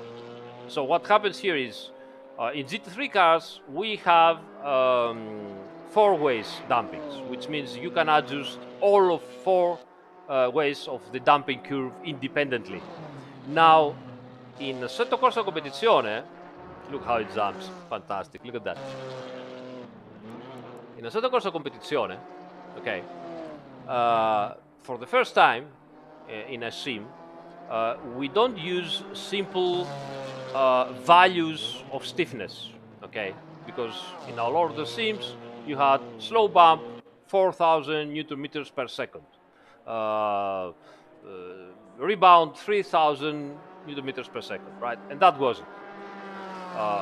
In Assetto Corsa Competizione, we use the actual graph um, of the damping for many speeds. So when you choose a different click, the whole graph changes from 0 speed to whatever speed, you know. So everything changes, which means that even in four-way damping, when you change the slow bump, it also changes close to the fast damping value, and then the fast damping value brings the curve to another level, higher or lower too. So everything interacts like that. All right, so yes, of course, Romain Monti, Emmanuel Vinke with the Mercedes that we will see in a minute. So let's switch car again.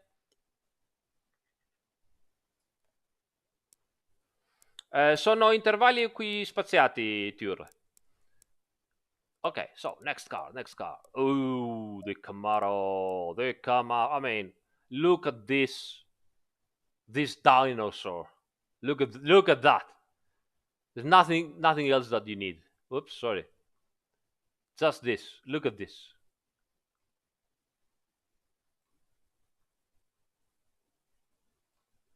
I am going to kill you.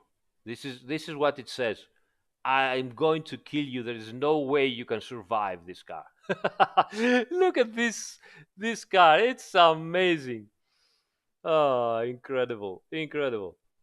So inside, as usual, tons of work. Everything is here. Look at this.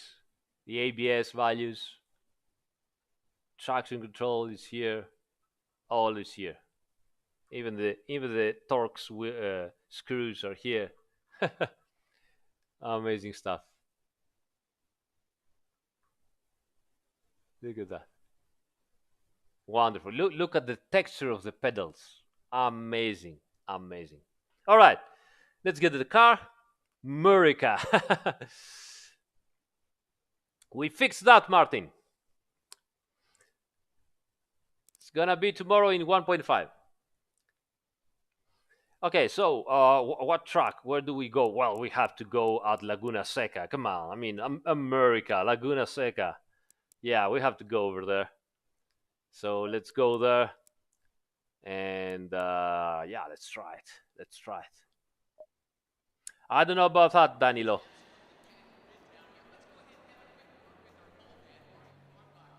Ha, drink batteries here. All right, so setup. Why do I have the BMW? Whoops, I didn't choose the car. I didn't choose the car.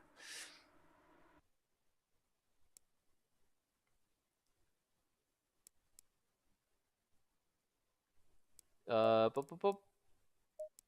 Chevrolet. Okay, confirm this time. Yes, thank you.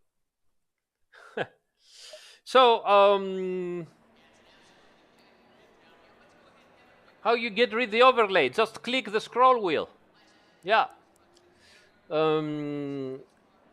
So, setup aggressive. So this car has a massive V8, and the street car has a compressor. It's supercharged, right? And it goes like 620 horsepower, something like that.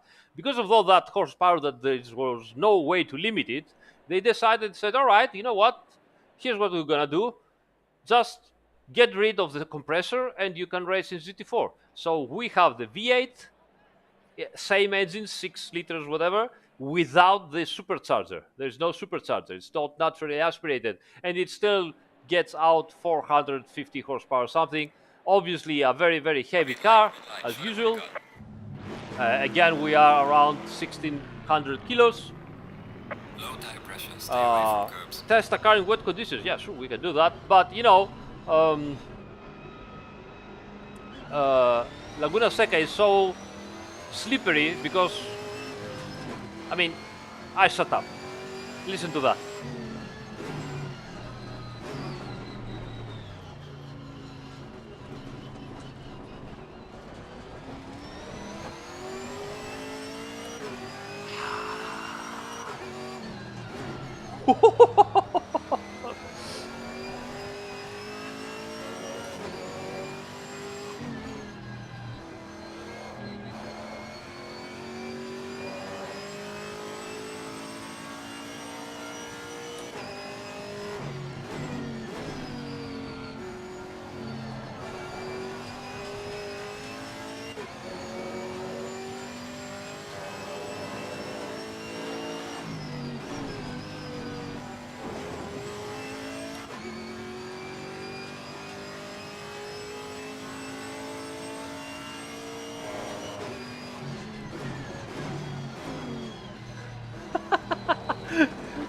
This is ridiculous.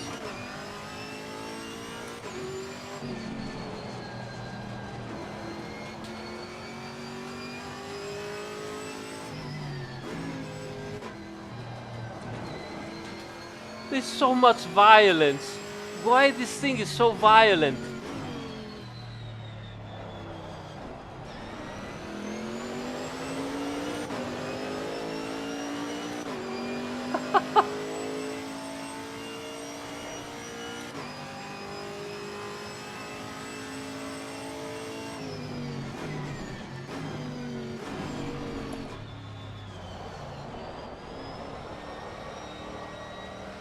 Traction control.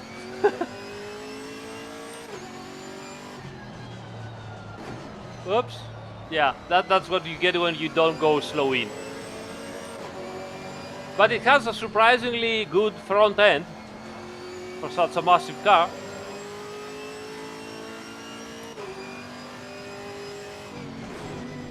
Yeah, you practically forget to brake with this car. And you know, actually it has massive amounts of torque.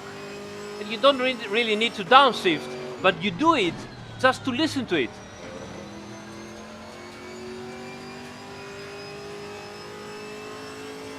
Okay, let's get rid of the traction control.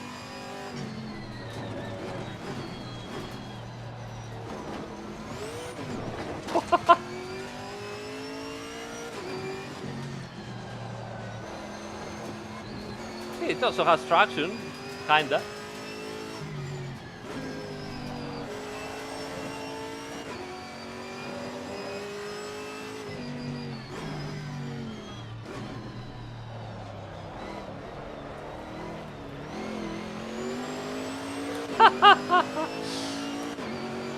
It's Dookie here. Hi, Dookie. Try to stop this thing.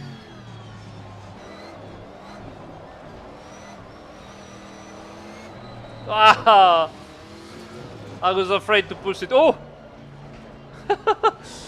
Calm down.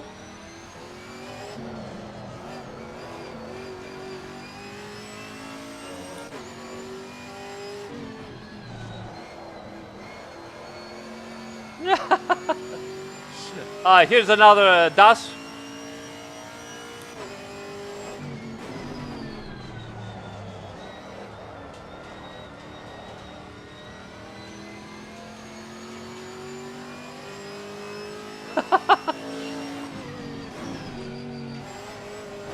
Whoa!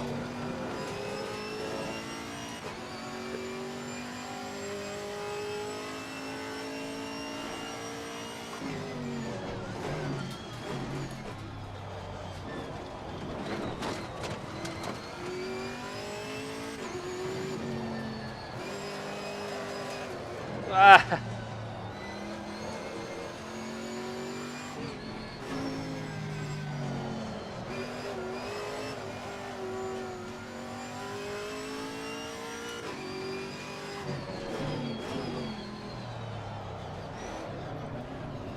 Ooh, too much.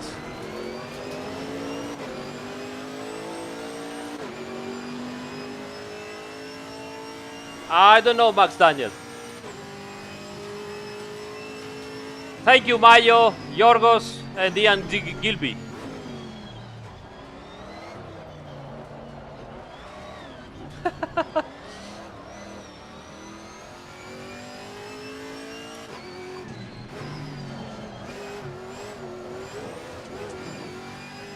This is ridiculous. Third gear.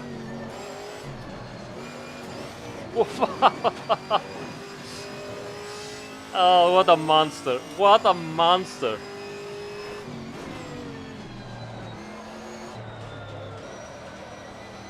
Third gear drift. Oh, right. Boom. Got light damage at the rear. Yeah, I know. Okay, let's see this car. I mean, this is ridiculous. Look at that.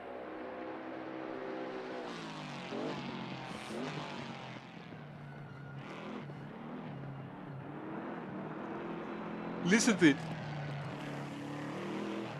Whoop.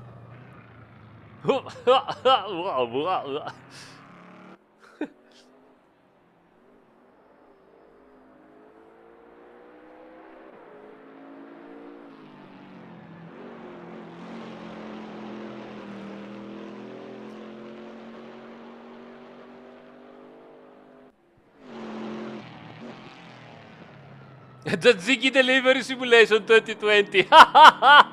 Oh man, you won the internet, man.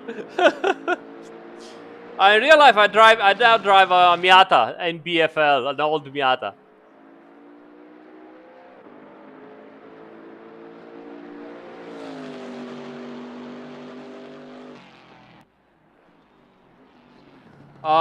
Which channel has 60 Hz in Motec in 1.5?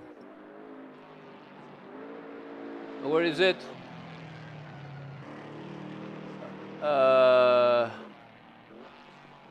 Control channels. So pedals, wheels, steering wheels, all that stuff now has 60 Hz. Mike.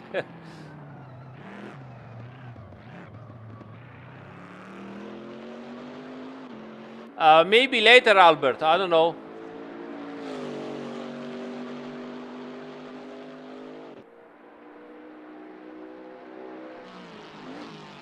Yeah. NAB is live, man. NA just has the silly, pop-up that we all want to, but we don't have pop-up lights. Okay. Move on. Different car. Let's do it. Let's do it. Different car. So, the Ginetta, the Miata of the GT4. Look at this beauty. Look at that. Amazing. This is so wonderful. Wonderful car. We are Ginetta. Fantastic. Great car. Great handling, great balance. Fast as hell on the turns. Obviously, not so fast.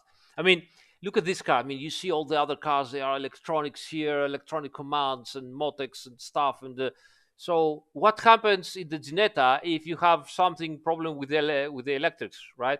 Well, you get a relay here, and you just pop it up, push one new one, and move on. I told you, it's the Miata of the GT4, cars. It's just like that.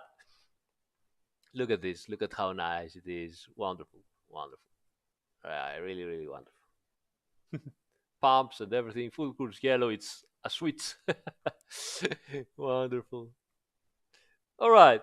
Okay, so let's go and drive it. Where can we drive the this nice little car? Let's see something twitchy. Yes, I know. Hungaroring. Let's go on Hungaroring. Where is it? Where is Hungaroring? Here it is. Right.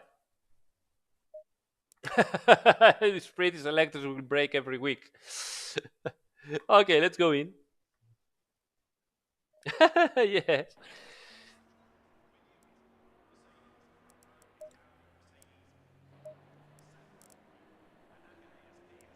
By the way, I really have to thank Sean Clark, the guy that did the original Assetto Corsa 1 mod of the Ginetta.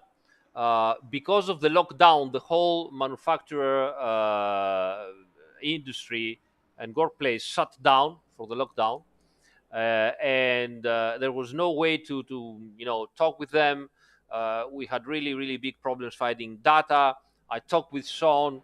He helped me. He tried to put me in contact with as many teams and manufacturer and guys in the from the manufacturer as he could, because he know the guys. So he tried his best. Uh, I'm still not. I mean, I wish I had some extra data, and I know I will be able to get them later. But I think we are already in a very very good point with the car. As usual, I want all the little details, but I really like the car already. So yeah, let's go. So how it's on the curbs, you say? On the curbs, um, compared to the Green light. Give let's it all you see. got.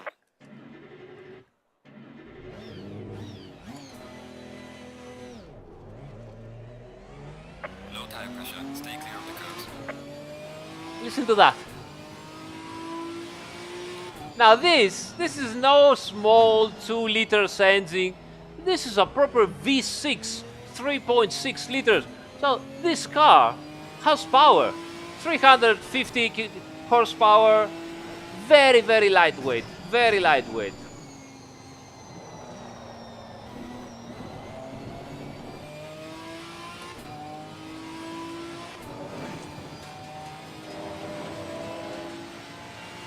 Sean Clark is a great guy. We love him.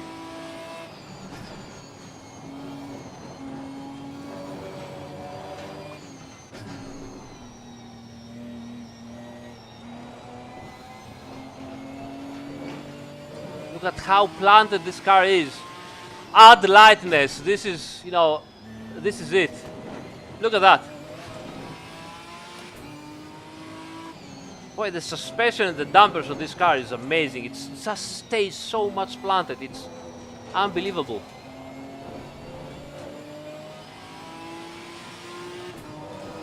Whoop. Even the slides are so smooth, delicate. It's a delicate car. Amazing.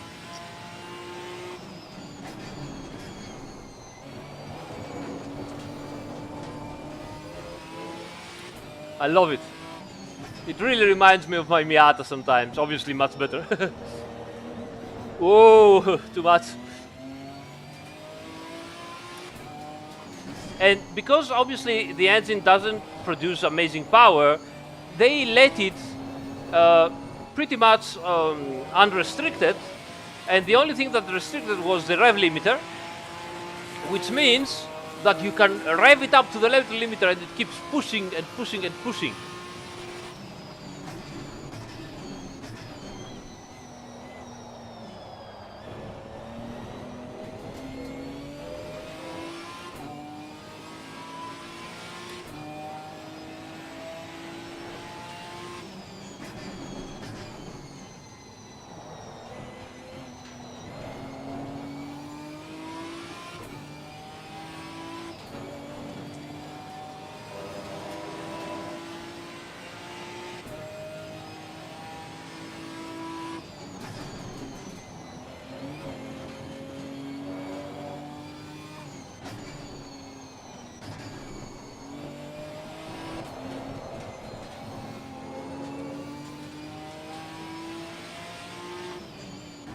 This car is like,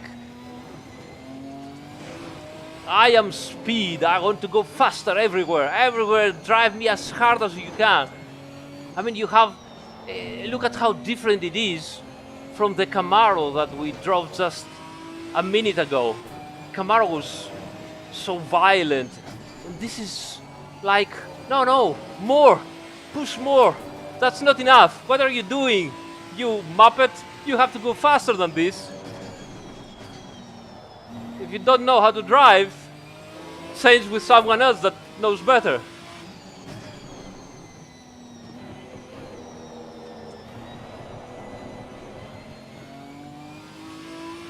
Listen to that.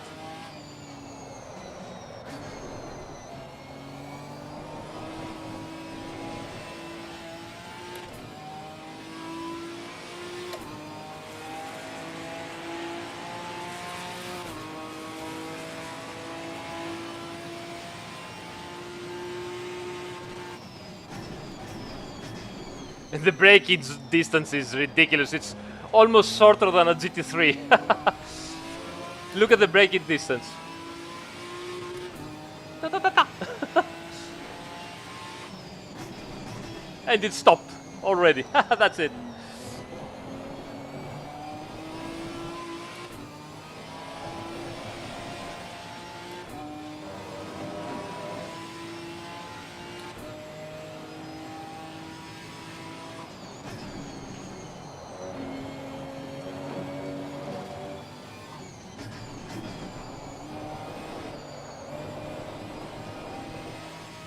So well balanced.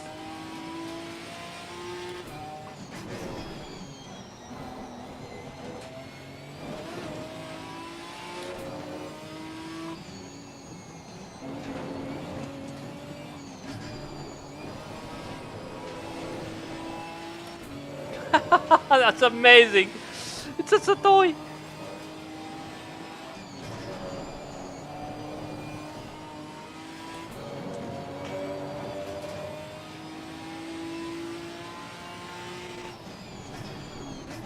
Listen to that limiter, old school limiter. Listen to that. Oh, that's amazing. Ooh. You have to be fast. You have to be fast. It's a very fast car in the turn, so you also have to be fast. But it's so good. And we also have different pages. Nice.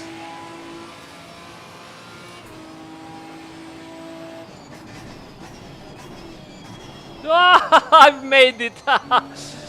Look at that braking distance.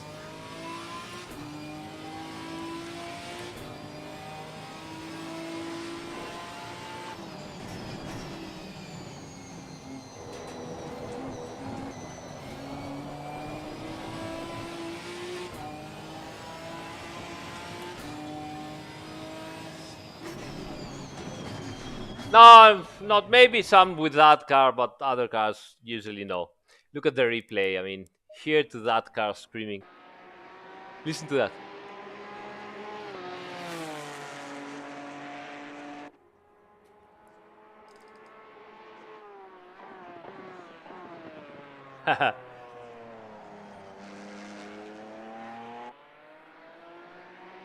Maybe, Felix. Don't make me cry.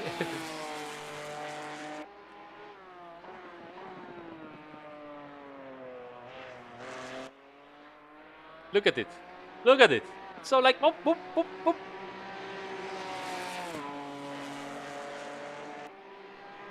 Yep.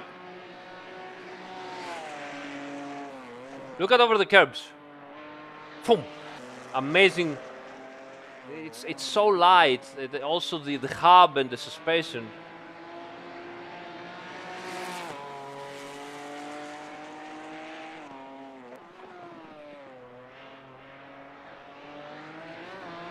Boop. That's it. It's so stable over the curbs. Look at that. Because it also has so low center of gravity. So you might ask, okay, Aris, so I mean, it's an amazing car. Is this the OP car everywhere? Not really. Not really, because it looks so fast, but the engine is not that powerful. And then you have the gearbox. And what's the problem with the gearbox, you say? Well, let's see. Let's go for a run at Monza, shall we? Yeah. So what happens at Monza? And obviously on other circuits that they have so long straight lines.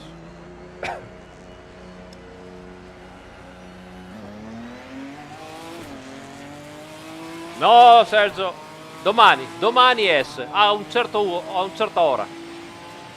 Ci sarà ovunque quando uscirà, non vi preoccupate.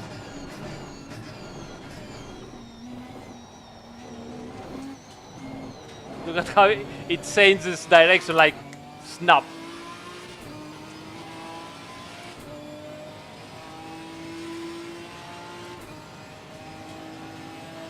Alright, so as you can see, after fifth gear we have some issues, and At least the gearbox is short. That's why I say it reminds me so much my Miata, because I have the short gear ratio and the short 6-gear gearbox, and I'm changing gears all the time, although I'm very slow in the end because the car is slow at the straights.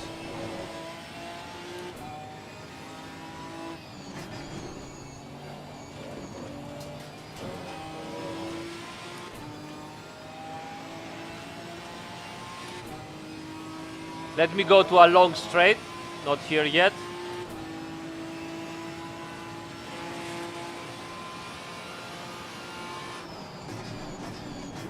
You see already here we are almost at the limiter of the 6th gear.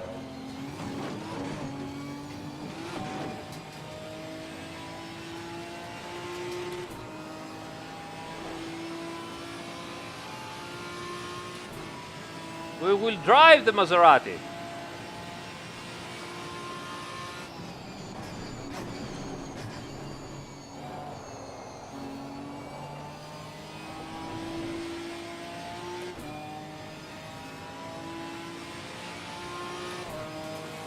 All right, so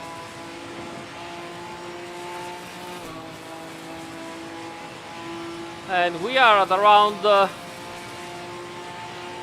242 limiter, 242.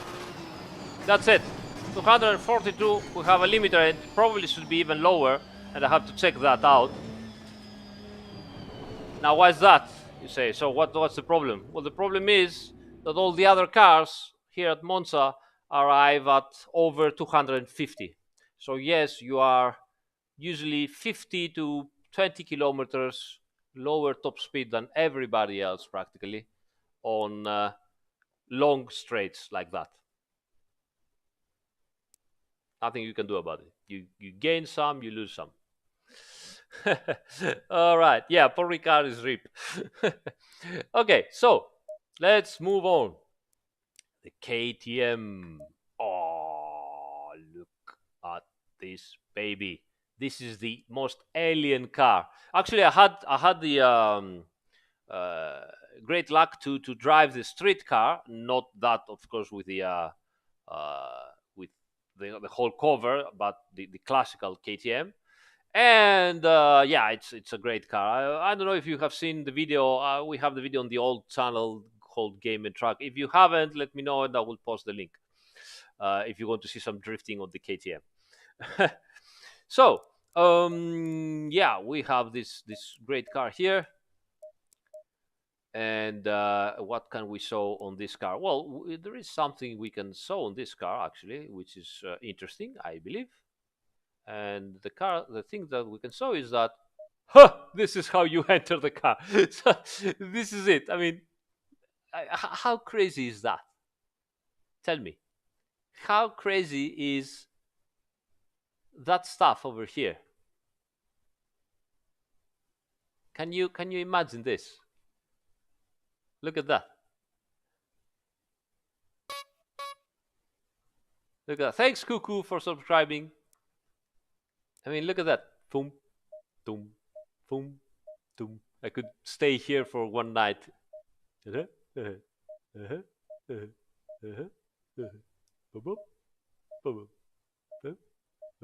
Okay, let's move on. So let's go inside.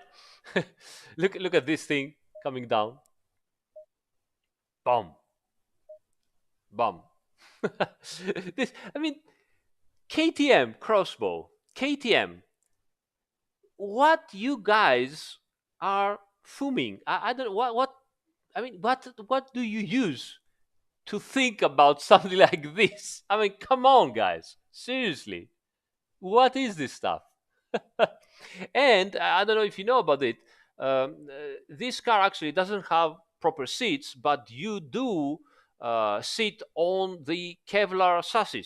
The seats are, crafted inside the chassis like this, and the only way to fit properly, there is a button, and you can move the whole pedals back and forth.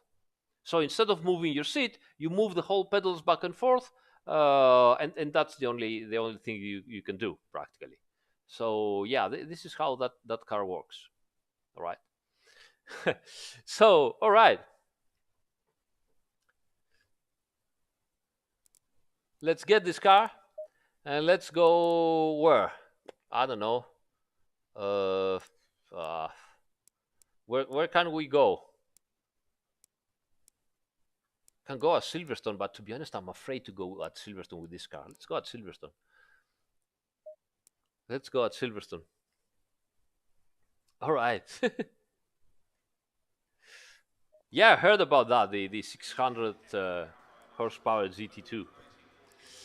All right. So, okay, what is the difference of the KTM? Well, the KTM actually has a big other tray and a massive diffuser on the other tray, which means that the car, if you let it go very low to the ground, it will generate tons of downforce close to the level of a GT3 car, which is much higher than the downforce that a GT4 car can create.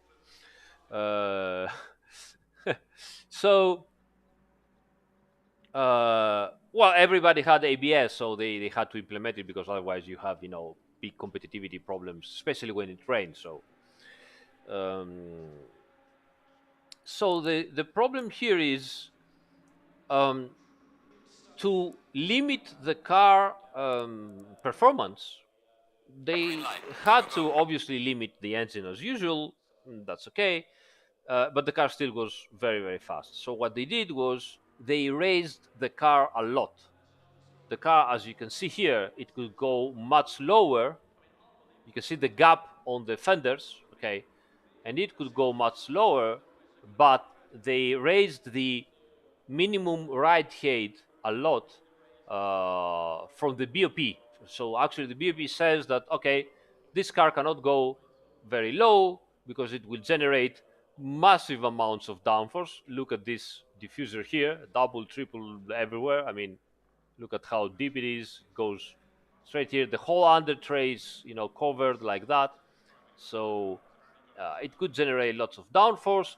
The roof is very low, which means that the rear wing gets lots of fresh air. So again, lots of downforce generated from the rear. And as such, they had to limit it. And the limitation was raise the hell out of the car, make it look like an SUV. Unfortunately, it is much nicer lower, but unfortunately we can do that. And it is also different from circuit to circuit. So here, for example, you go to the arrow, you see 110 millimeters and 110 millimeters ride height. If you go to another circuit, that ride height might be different, a bit lower or a bit higher. And we had to implement this. So now, by the BOP, this car, depending on which track you go, automatically gets different minimum ride heights. They also limited the car a lot in terms of negative camber. And as you can see, for example, here at Silverstone, the maximum negative camber you can run is minus 2.2, both front and rear. In another circuit, I don't remember which one, is minus 2 degrees camber. And in another one, it is minus 2.5. So depending on the circuit, again, you will find different minimum camber values. We had to implement that too. So here you go. And of course, yes, you can see here how the camber is ridiculous. I mean, it's almost like a street car. It's minus 2 degrees. It's nothing for a race car. Which means that the car lacks aero downforce, it lacks mechanical grip, and still, it remains really fast. The car is very fast. So how does it drive? It is a very stiff car because it has so much still, big diffuser. It is practically the only GT4 cars that it is a little bit sensitive in terms of pitch sensitivity, aero pitch sensitivity, even if the downforce is not that high, And as such, you tend to ride the car stiff, and you can see how the car jumps around a lot because it is very stiff on especially the front suspension. But You can still, oh, you see, it's a little bit nervous. You can still brake very late, as with like the Ginetta. You can be very fast on the corners, again, like the Ginetta. So this is where the car really shines. It really is. I mean, it's not as balanced as the Ginetta by no means. Okay, it's not balanced. It is a car that needs to be driven in its own way. You have to respect it. You have to do whatever you want. It has a lot of weight at the rear because behind there is a big VAG engine from, I think, the Audi TT. So there is a lot of weight, and you can see if you push the car inside, it starts to rotate.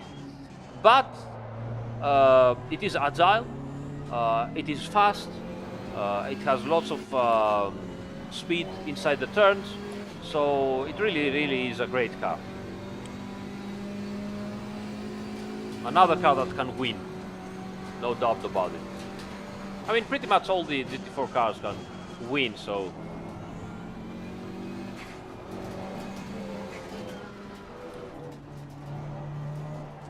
It has a little bit of turbo lag, but the traction is so good that you don't feel it practically. Hi, Crunchy!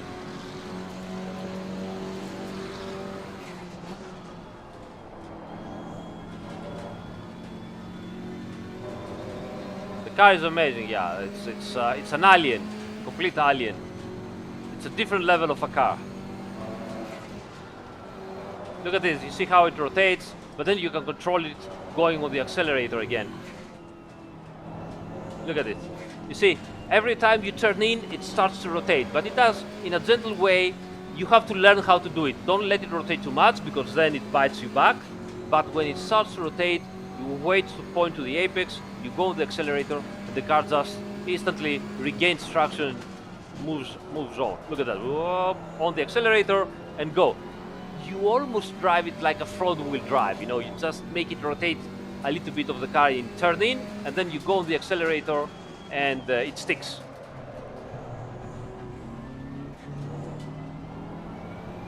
Look how much traction it has. So let's get rid of the traction control. Bye, Dookie. See you tomorrow.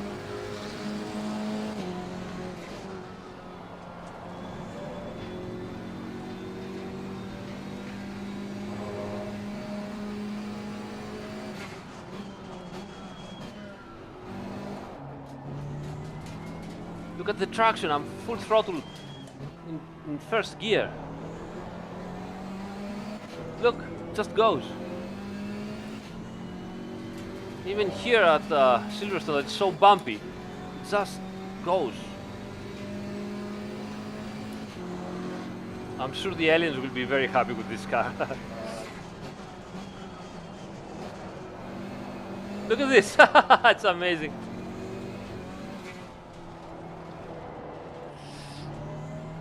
It really is like that in real life. I mean, it is a car that rotates a turn in coasting, and then you hammer the accelerator and just shoots out of the turn like this. But amazing, the fastest step so far.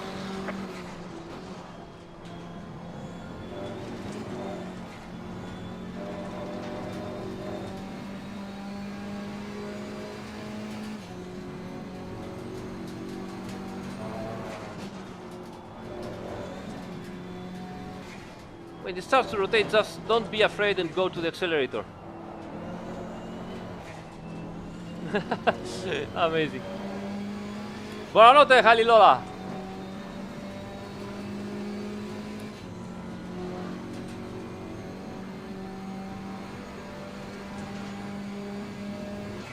Yeah, the BMW is a great all-around car, and consider also this.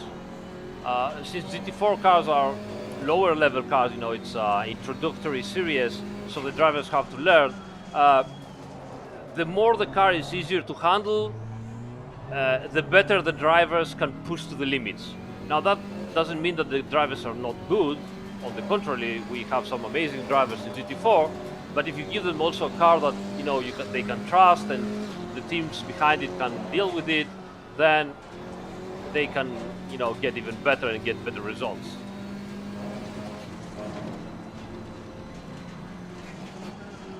Listen to the turbo. Oh, too much. All right. So let's go to a replay. Have a look at the car from the outside. Look at it. Look at how tall it is. This car could have been so nice, being low, but unfortunately it's so tall. But it's still cool. It's still very cool.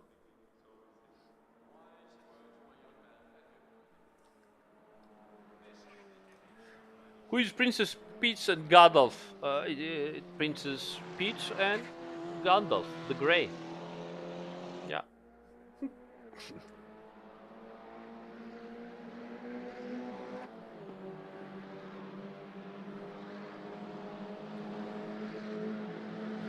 Look at that.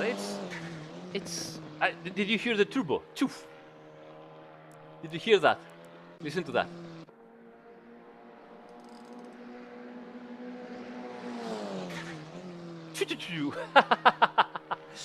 So good. Top speed is around 250, I think 249, 250, something like that, 251.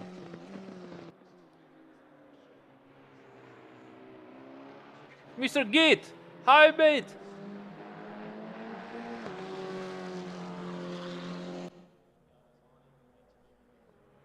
Well, it is a baby prototype practically.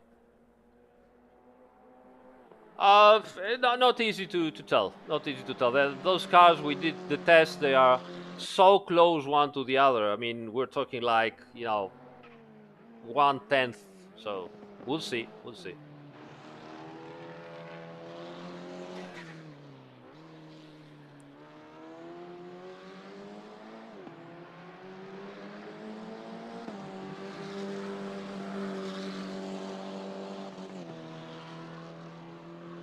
Yasu Yanni.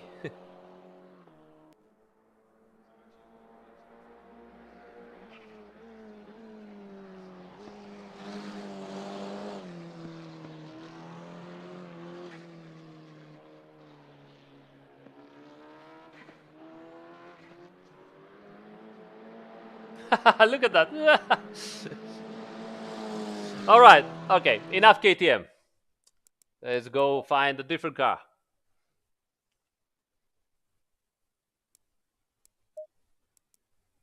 What's next? Ooh. The Maserati Gran Turismo MC GT4. Look at this baby. Look at this car. I mean, this car is a shark. Look at it. I mean, it's one of the most beautiful cars. Come on, guys. I mean, seriously. Look at the proportions here. I love the ducktail. I could live without this stupid wing here, but it does a lot of work. All right. So the story about Maserati, because it's very important to tell the story about the car. We had very good data on the car from the early days of Assetto Corsa 1, and we implemented that, and we knew that the car didn't have any ABS and traction control, but we found out that it had some in the meantime, because the car is old, from 2015. Like in the meantime, they had implementation of traction control and ABS, but the problem is that, as I told you, because of the lockdown, we weren't able to do to visit any real tracks and talk with the teams and see what was going on, and we weren't sure if the car for the GT4 European series had the traction control and the ABS implemented, or if it was illegal to use them because of whatever homologation rules and anything. Thanks, Kinetic. So we didn't know about that, and we tried to contact everybody, and it was pretty much impossible, until one day I contacted Italian driver Andrea Bruno D'Angelo, who is driving the car for AB Corse team in Italy in GT4 Light Italiano. And they also have some, they know the teams, they know what it takes to go to the GT4 European Series. And the guy is amazing. So Andrea Bruno D'Angelo, go find him, follow his page, his team, etc. The guy is unbelievable. The passion he has, it was mind blowing to me. So I started talking to him and I explained to him, we're doing Assetto Corsa Competizione. Unfortunately, we cannot have your car because we're doing the GT4 series, but we need some information and we cannot contact the other teams because they are in lockdown and so on. He said, everything you need. Tell me what you need, I'll tell you. So I started asking him, do they run with ABS or traction control? And he told me, you know what? No, it's not permitted by the regulation. So you cannot use traction control, you cannot use ABS. And we were like, oh, fuck, we have a problem. Because obviously I tried the car like that as it was without ABS. Traction control was not a big deal, but without ABS, it was really hard. So I was like, we really have to work and find out how we can give better modulation, what we can do. But talking with him, with Andrea, he also said, you know what, I will, the car is different from the old car. It's different from the Super Trofeo car. The latest GT4 car has many improvements, especially in terms of aerodynamics, chassis, dampers, and so on. And the car generates a lot of downforce for a GT4 car. It's on the top level of the GT4 cars in terms of downforce. And you can see here the extra new splitter and the winglets here, as well as the very, very important fairings over the wheels. My mind brain fart. I don't remember anymore how this is called. Wheel arches. So you can see the fairings here on the wheel arches. Those are very important. Okay. Why is that? Because, and here also, because when the air comes, let me show you the car. Okay. So when the air comes inside the wheel arches and the wheel rotates, it generates a lot of pressure in here, and that pressure generates lift. If you find a way to evacuate that pressure here, that air, and they usually do those fairings over the wheel arches, you generate actually downforce when you do that. So that is very good. And then you get a brand new, very, very deep diffuser here, which actually generates some good downforce. Not so much as one might think. Why is that? Because unfortunately, the under tray of the car does not have protection. So all the mechanics, the suspension, the exhaust, everything is visible, which means that as the air comes from the front to the back, it gets very turbulent and very dirty. So it arrives at the very nice and big diffuser here, but it is already turbulent and dirty, and you don't have a laminar flow. So that diffuser, although it's very good, it doesn't generate as much downforce as it should have been able to do so. And then the most important thing is that this wing here is, as you can see, much bigger. It's wider than the Trofeo car. It's a very wide wing, and it also is a little bit on the high side in comparison with the other cars, which means that it gets also better air. Now, all that stuff together means that the car generates on the top level of downforce of the GT4 cars. It is a very good chassis. It really behaves very well. It's very well balanced. We worked extra hard to give you as much modulation on the brake pedal to make everything, more linear, more good. And obviously, with the tire model of the GT4 cars, those tires are a bit, more predictable than the GT3 cars.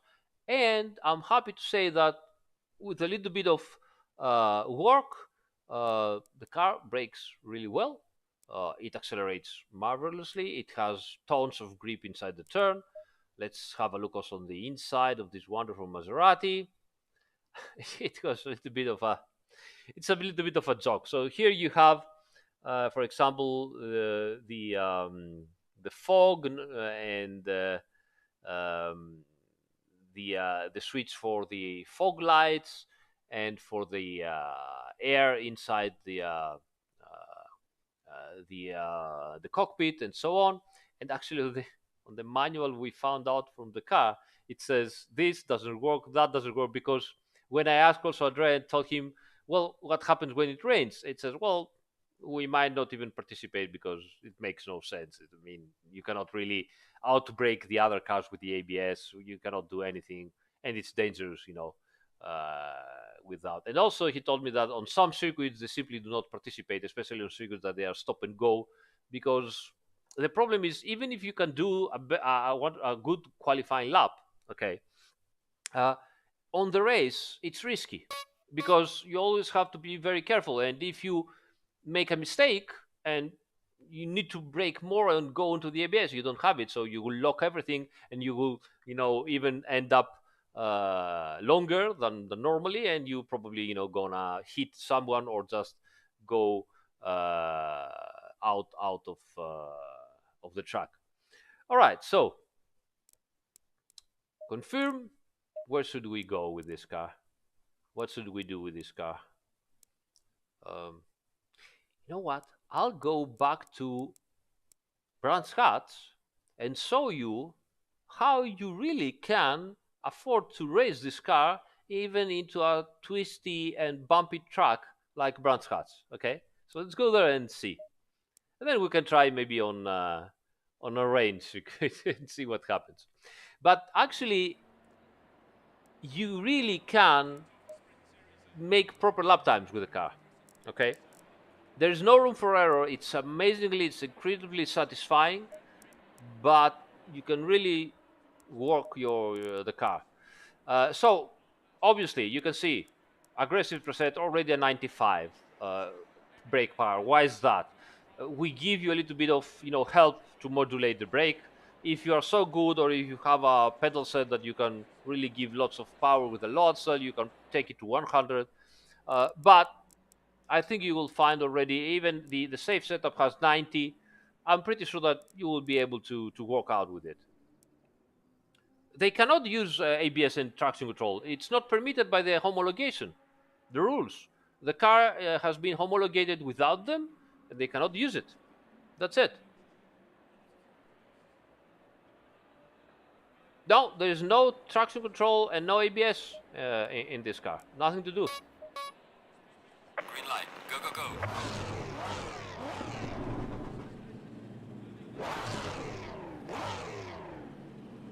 This is a Ferrari V8 engine, guys. This is no bullshitting here. This is a Ferrari V8 engine, old school.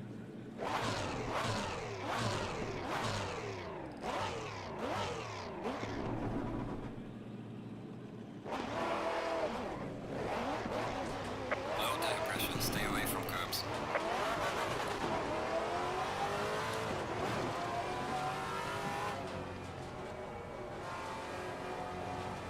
I will shut up.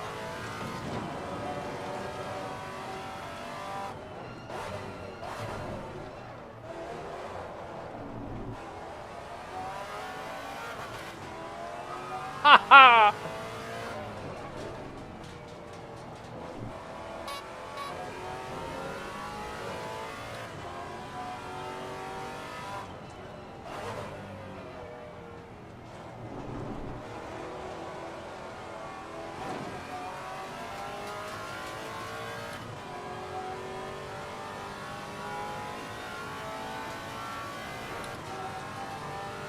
I mean, come on!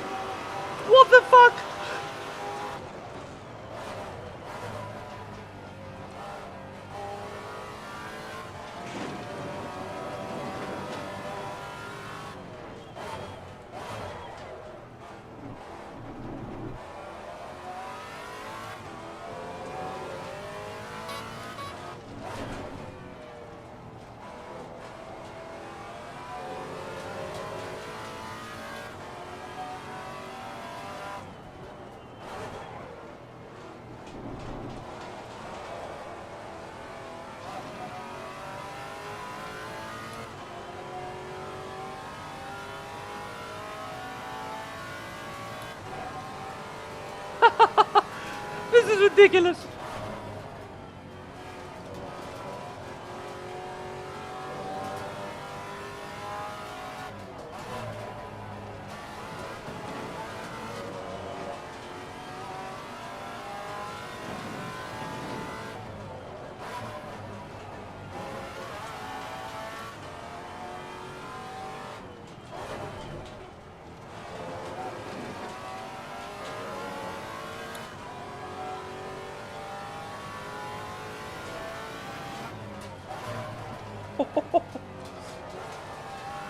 Listen to that.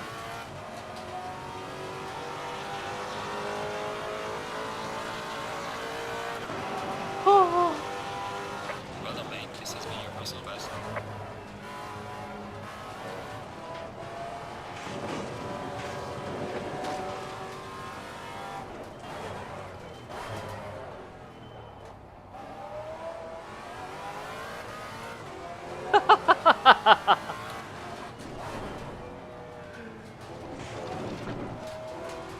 I mean, Italians. I mean, you love them, you hate them, but you cannot deny that those guys are incredible. Now listen to this stuff.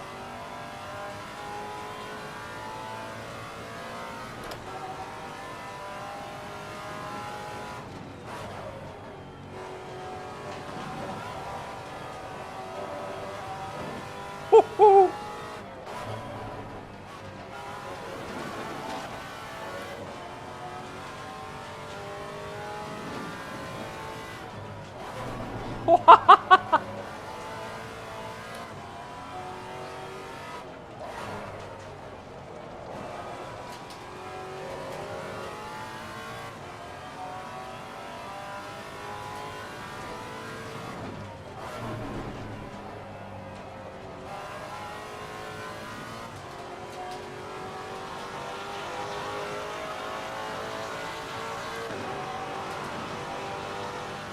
Well done, mate. Personal fastest lap.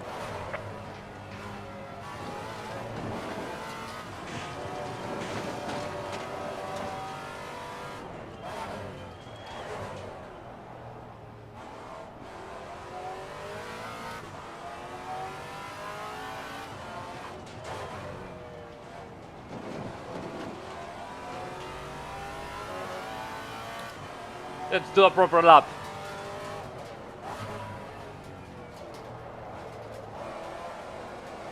Ah, too much. Ooh. Ah. My fault.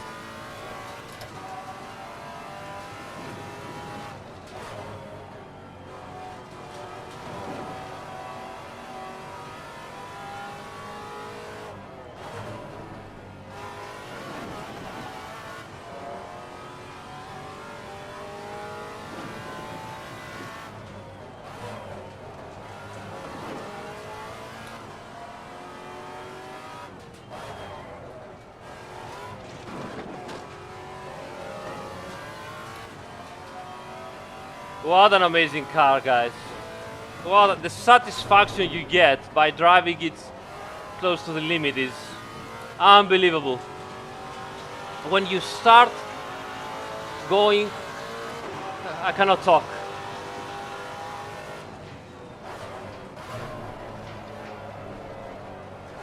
When you start going close to locking the tires, you feel a little vibration here.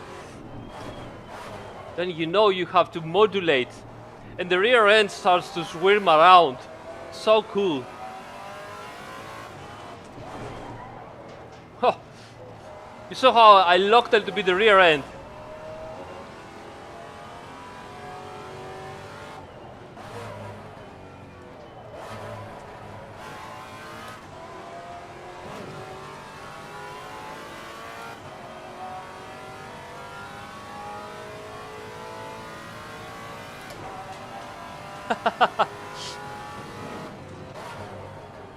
Let me do one more lap.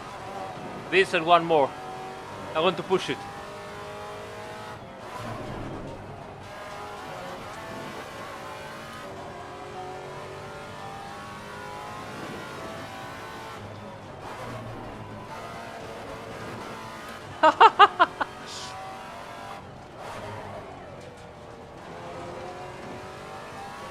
You notice that I'm not locking really. Takes some effort, but you can do it.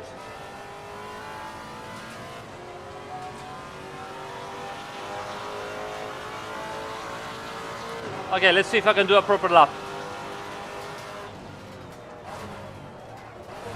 No, I can't. You can still save it. It's amazing, this car.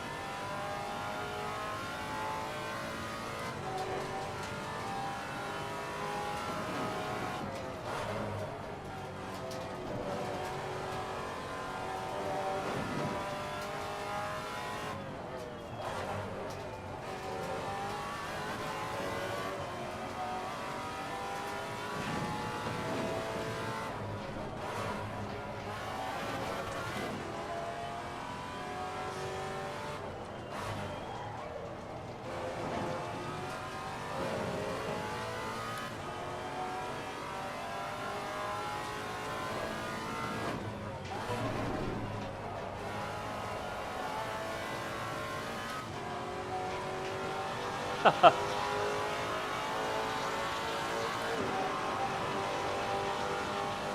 done, mate. Personal best.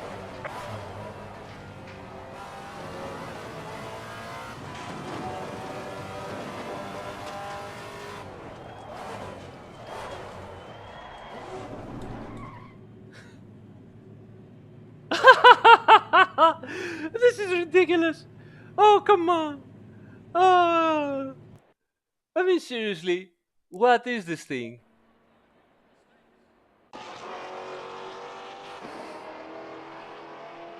Listen to that.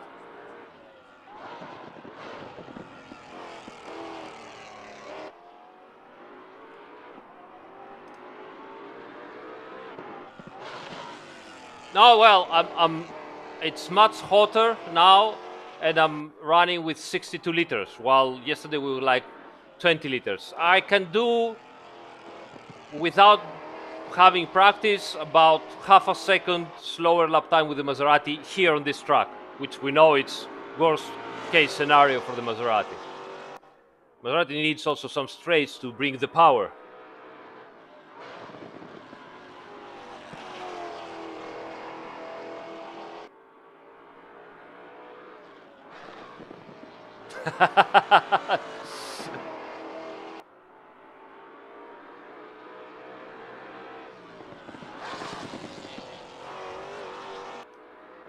Listen to that.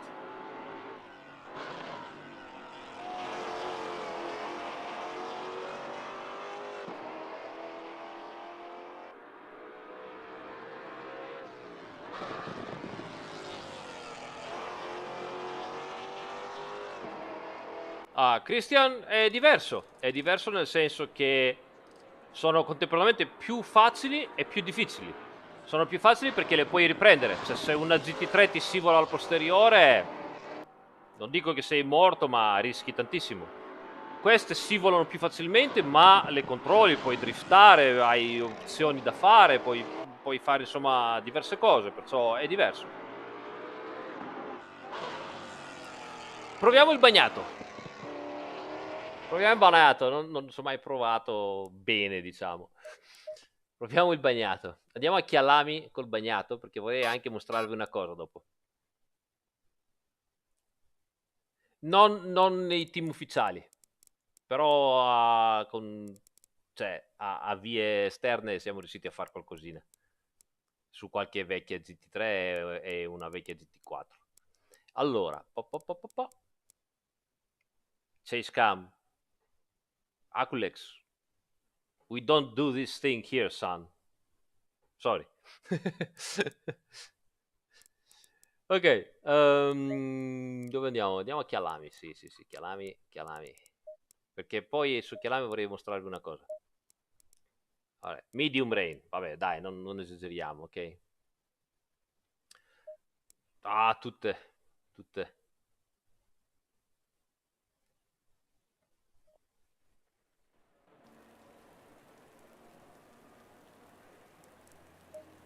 Ops, è talmente buio. No, cioè, già la macchina non si può guidare così. La mettiamo anche nel buio. Allora, andiamo la mattina presto, va là. Meglio così, alle 6.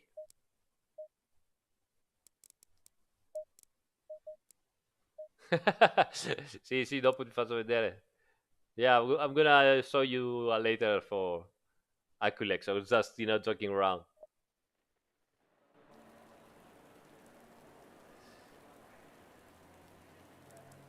Okay, so wet preset, and as you can see, wet preset is already low on brake power. I'll go even lower and try to survive, and we'll see what we can do.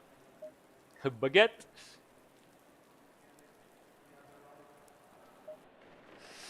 Green light. Okay. Give it all you can. Oh. Why? Why am I listening to you guys?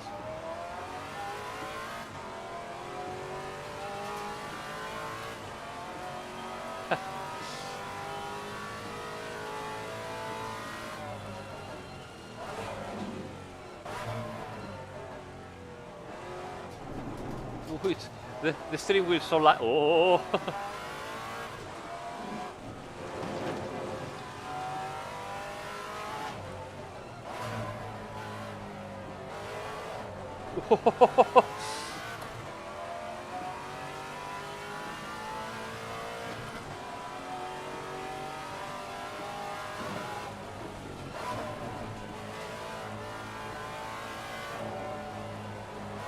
Ooh.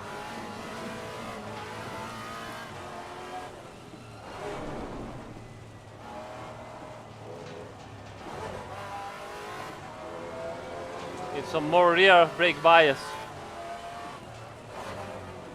Oh, it's not that bad.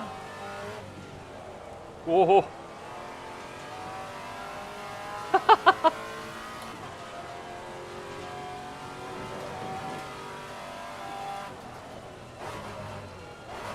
Stop. Almost.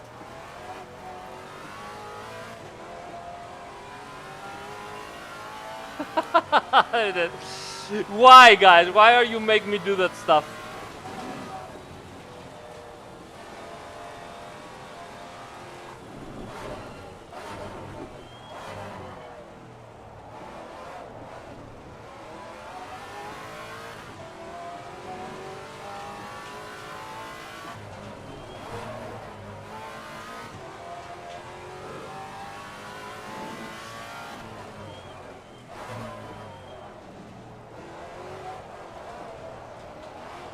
Oh! Oh, the wall! We are alive! Yeah, I told you guys, not that bad. Oh my god, thank you so much, Remo. Thank you so much, mate. You guys are amazing. Thank you, Remo.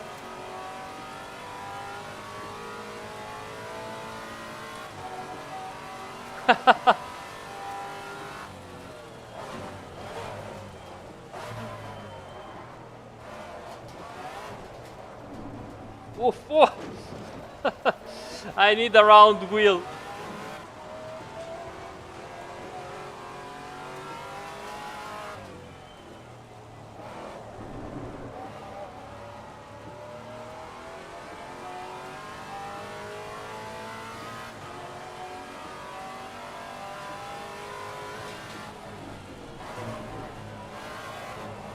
Oh.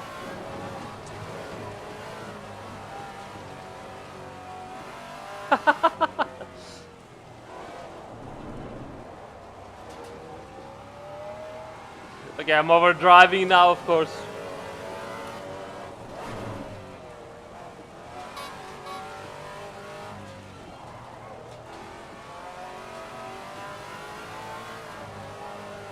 Okay, I'm overdoing it, but as you saw, it's. I mean, if you stay very very careful, it's perfectly doable. The problem is the other cars obviously have ABS and they can deal with it without big issues. Okay, all right. So um, let me show you something. Now you might have noticed, okay, that Kyalami is one of those circuits that it has great drain of the water. I mean, it doesn't have big puddles really. So how do they do that? Well, they do it because they have very very good controlling of the water when it rains, in order to Green make light. Go, go, sure go. that there is practically no water ending on on the circuit, on the asphalt. So if we go over here, for example, you see from this side over, it's easy. You might think that okay, it rains, so the water goes down and ends up to the circuit. Well, it doesn't, because as you can see here, all this part here is made specifically to get all the water, right? And then obviously it collects the water here, and then it goes down here and goes under the circuit. Now you might think, okay, Aris, are you crazy? Why do you show us this? Well, I show you all this for a pretty interesting thing. Let me show you why. So as you saw this, there was no water there. But if you go random and you put the precipitation high and you put wetness 0, okay, and we go back again and we try to go very fast in drive mode, Green light, outside. green light. Go, go, go. Okay, where is it?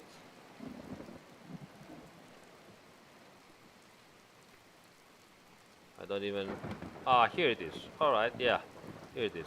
So as you can see here now, oh, there is water. And the more you wait, the more water it is.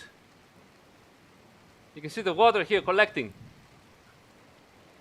So if you have, the patience, you can stay here and see how the water slowly gets more and more and more. It starts flowing and goes to be collected. And that's why we love Simone, which is our main 3D artist and creates all the tracks for us. And yeah, the guy he loves his job. So that's why in Kunos we do what we do with so many, so small amount of people, because we are crazy. We will never cut corners when we can, So yeah. So yeah, have a look at this. I mean, the best way to see that. I mean, let me show you. Let's put a little bit less of rain because it goes way too much. So let's put something like 30. Okay. Let's go back again. And let's have a go. All right. So yeah, that was one of those little details that Green light. Go, go, go. Simone likes to put here and there. So let me show you again once more now. Here you can see there is no water right now. Okay. So if we stay here for a minute, but by the way, not only there is no water, but you will see here it slowly, you will see the texture, it becomes more and more wet. You can already see the textures here that it becomes wetter. You see how it starts becoming more dark, and that's also the same for the asphalt here. On the asphalt, you can see that it doesn't just get darker; the whole texture becomes wet. It's a whole different thing. Okay. So let's stay here for a couple of minutes. While if you guys have any questions, I will show you. And if we wait for a little bit, now you can see that some water starts to come down. You can see the texture of the water starting to come. It's already very wet right now, you see? And the water starts to accumulate now. You can see the water coming down, all right? Yeah. So now, obviously, nobody will see this ever, but Simone found out that it's okay. It's not so hard on. Actually, it's not any hard at all on the graphics. I know, yes, we have a heavy engine, but the problem with this engine is that it can't get so many features and effects. It maintains more or less maintains the same frame rate.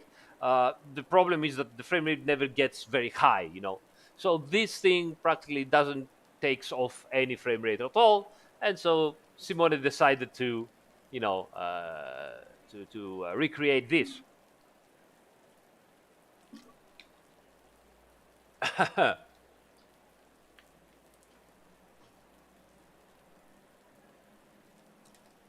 I think all GT4 cars are very competitive. Well, obviously, we will see what will happen once you have the cars on your hands, guys, because I know you will prove us wrong as always. But I really think the cars are really competitive. Okay. Okay, so that is a nice little, did you know? You can see now the rain coming down more. You see the water. It's a nice little future. It's well hidden, and now you know that where you can go and find it. Yes, absolutely. Yes, the weight of the car absolutely influence how the brake set survives, and most importantly, they overheat a lot because the overweight, the heavyweight cars use so much the brakes to slow down that they overheat a lot, and you really need to keep the brake ducts as open as possible, especially at the front. You see now the water comes down more and more. No, it's Rosen Torsi asks, did you guys think of implementing DLSS for ACC since on sorry, since Unreal supports it? Unfortunately, it's not at all easy. Otherwise, why not? I mean, if it was a switch of a turn of a switch, we would have it already. Uh, Unreal Engine for ACC right now has a lot of custom code made by us to support a better anti-alias with the Kunos temporal anti-alias, to support three triple screens, to support better the virtual reality as much as we can. So it has a lot of custom code in it, and it means to jump from one version of Unreal to the other, we need to rewrite the whole custom code, and we are not even sure if it's going to work or not. So it's not that easy. It's a very complicated and complex work to do, and you know we need to decide if and when and how to do it. So it's not that easy at all.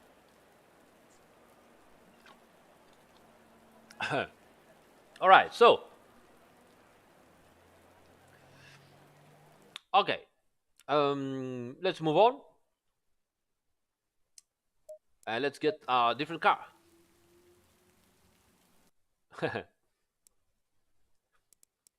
So what next? What's next? Next is the McLaren. Wow, we still haven't talked about the McLaren. Look at that, which also has some wonderful liveries. Look at this; is so beautiful. This car is so small. In reality, it's so compact.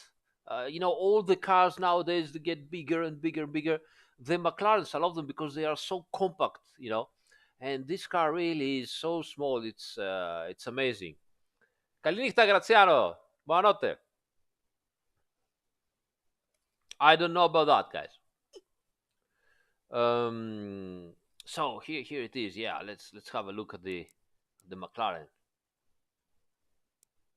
The indicators. Look at this beauty. Wonderful, wonderful stuff. Look at the LEDs on the indicators. So cool. And here, yeah, nice. Remo again, man. Thank you so much. Yeah, yeah. Special beer for Simone. Absolutely. Absolutely, man.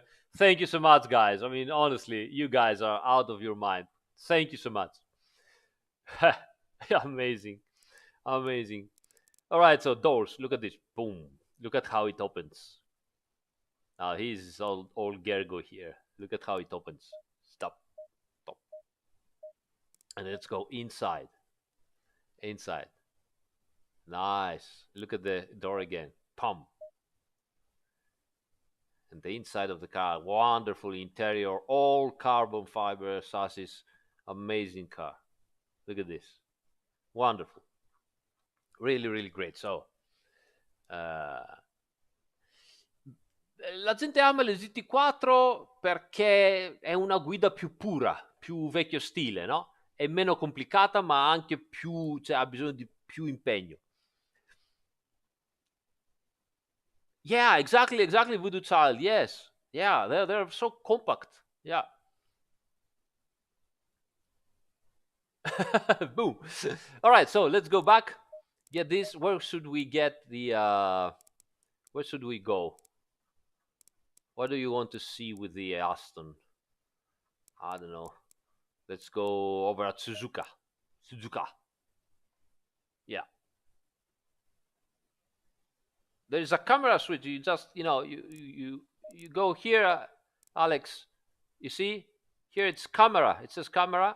You switch the camera inside, and then you move with the mouse, left and right, and all the way. Yep, like that. Okay.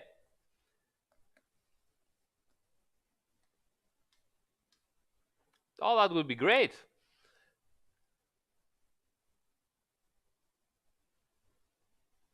We have already stopped the development of AC. We don't do development for 3 years now.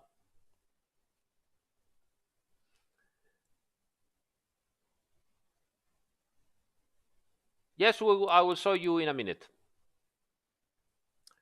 Okay, so let's go in. Let's take the McLaren at the... Oops, it rains. Maybe not. So quit.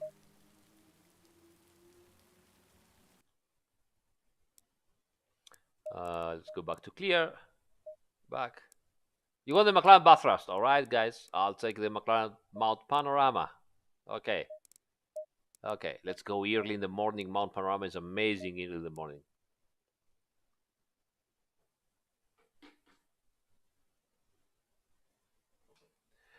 Beh, sì, però qui adesso c'è BOP, perciò, capito, il BOP, le regole bilanciano le macchine per farle tutte uguali. I don't know about that, Simon. I guess so, yes. I guess so, but I don't know about that. I'm no expert on that. Okay, yeah, the Mount Panorama.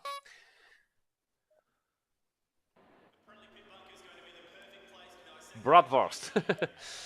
All right, so this car is particular, obviously. And as you can see, it has no differential here. Why? Because the car doesn't have a lock differential. It has a completely open differential that it is controlled electronically with the brakes. So it pinches the brakes left and right to control how the differential locks, and it torque vectors. It has torque vectoring, as they say, so it vectors the torque left and right, pinching, braking independently the brakes. Obviously implemented, but it was already implemented in Assetto Corsa 1, so we had to bring this code and then label in Assetto Corsa Competizione.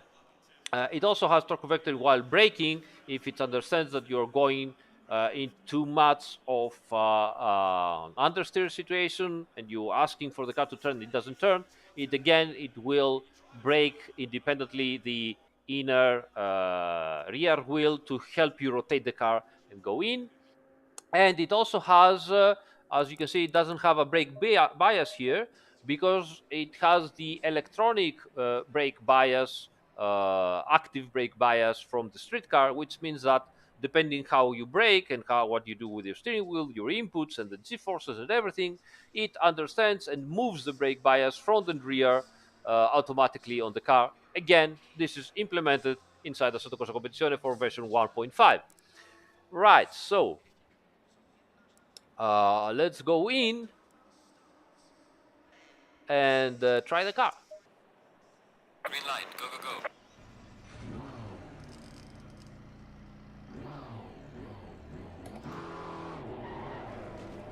Low tire pressure, stay clear of the curbs. Now again, we have a different dash panel. Look at that beauty here. Isn't that wonderful? Actually, let me lower the view settings a little bit so we can see the dash panel better. So let me go a little bit lower. Yep, that's nice. Okay. Ah, that's so cool. Haha, nice. All right, yeah.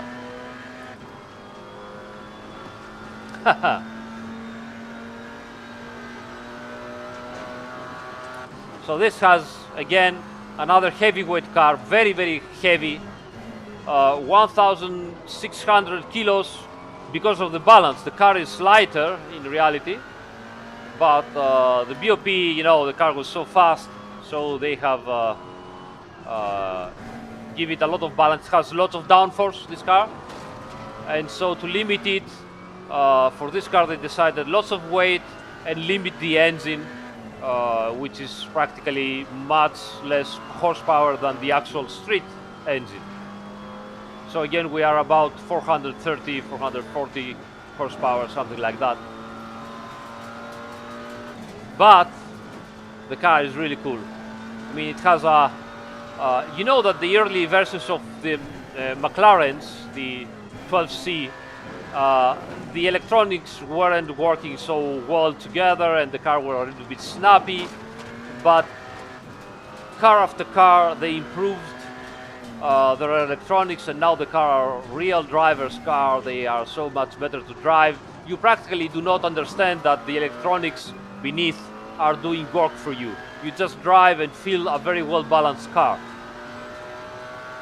Another car with lots of high top speed. No, it drives really, really well. At some points, yeah, at some points it reminds you that, okay, yes, I'm a little bit on the heavy side. Like braking here, but look, so good turning, so much traction.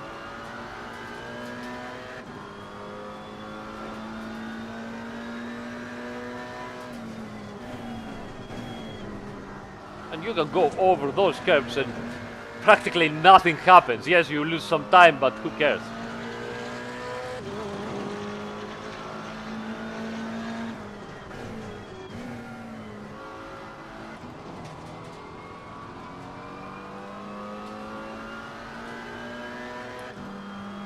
Nixon, se sono così tante applicazioni là fuori fatte dagli appassionati, che problema c'è?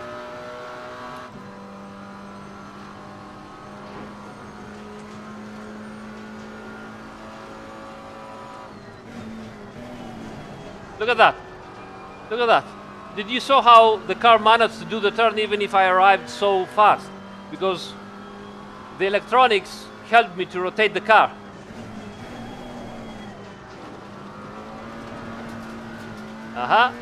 Torque vectoring on the differential, open, but with torque vectoring.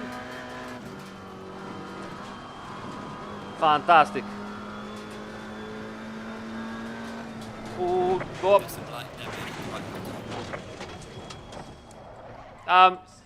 Guys, do not read the chat when you are driving. Don't be like Aris. Yeah. Because on the GT3, so Ryan Majid asks, why doesn't the McLaren 720s have the wired electro diff and BB and everything? Because the rules on the GT3 series do not permit for such electronic aids. They permitted it for this car, for the homologation for the GT4 only. Yeah, it's the double shift, double clutch gear shift.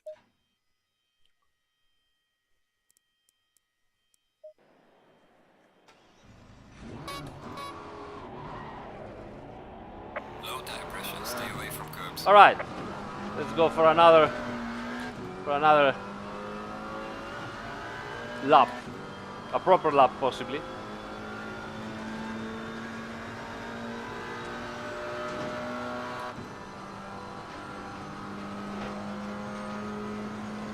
Non ho idea cos'è questa mode. Look at that, look at that. You see, it helps me rotate the car. You waste time, of course. It's not like, you know, it's not like physics do not exist. but it can do it, whatever it can, to help you.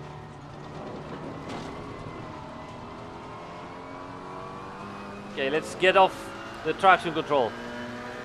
We die like real men on the top of Mount Panorama. Don't make me read the tab, guys. Damn it.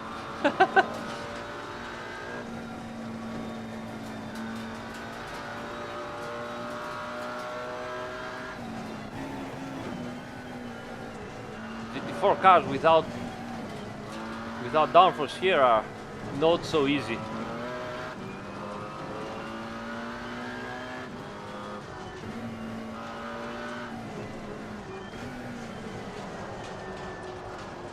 You see, it rotates, but obviously if you completely missed it, it will not save you always.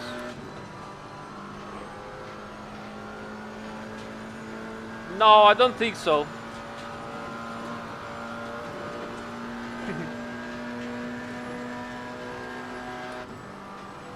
Oh, so long, sixth gear.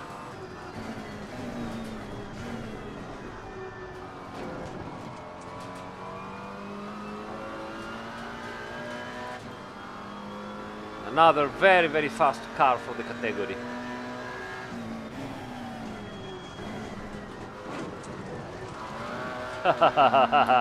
So cool.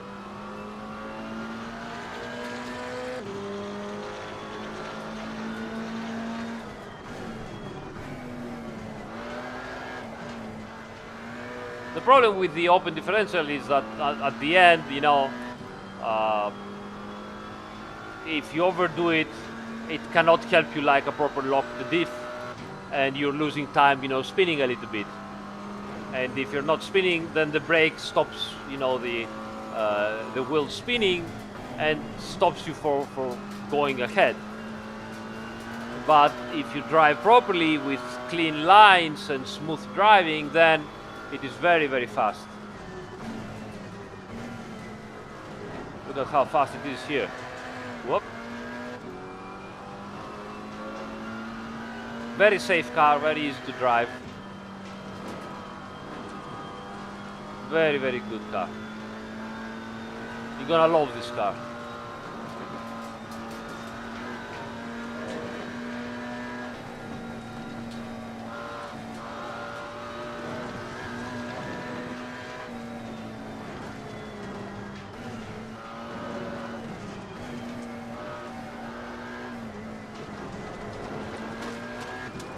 Wonderful.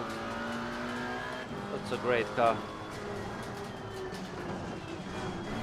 You see how the car remains stable because the electronic brake bias helps me to maintain control.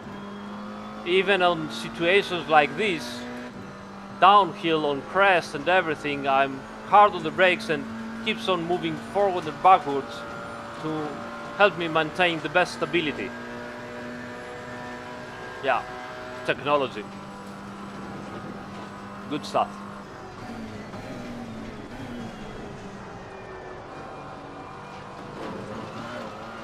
Woo.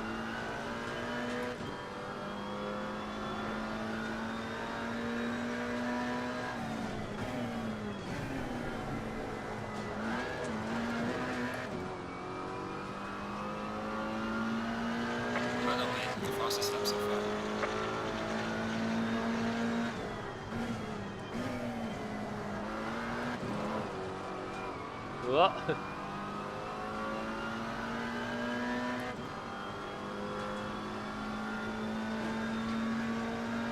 Cool stuff. No, it's not possible to override the brake system. It's impossible. It does everything for you and it's hard locked.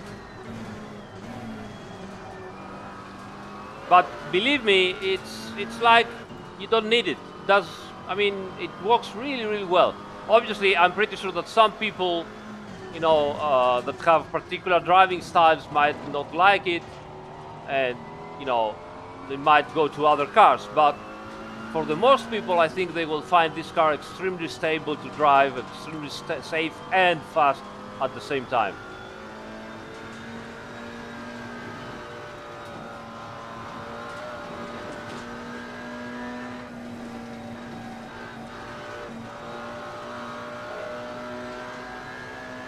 Look at that here.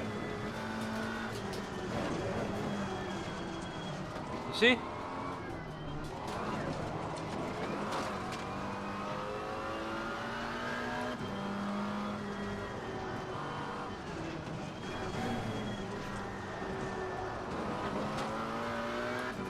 So cool. Sounds off speed.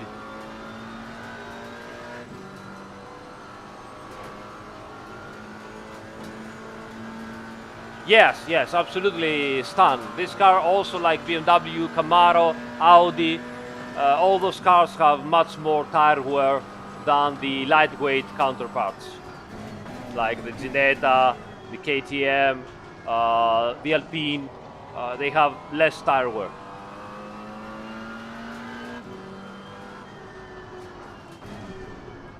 Nice. Let's have a look at the replay. Again, I will show you it has different inside dash. Replay here. Look at this. And again, you can see how high it is normally. I mean, they raise it because, you know, rules. Look at that. Let's listen to it.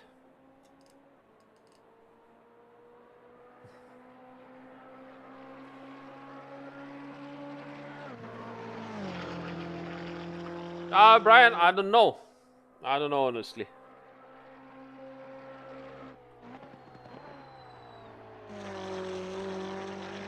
Nice. No, you cannot change the bias. It's electronically controlled by the car.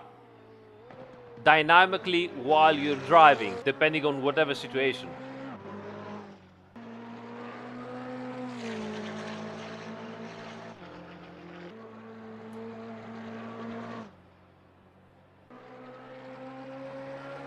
Chris Fra in autunno. Non ti so il mese, non ti so dire ancora il mese, ma in autunno. Dipenderà anche dalle patch che stanno arrivando per la console, per tutto il resto delle cose. Look at this. Wonderful.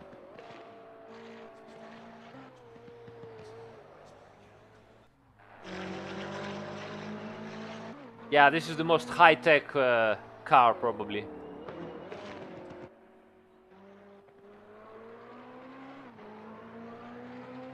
Alexis, nice try. No, not yet, the Cayman. Almost there. I have already done a video, Skyzo TV. Go and find the video in too long didn't watch with my settings for the FPP. Search it into the playlist that I have.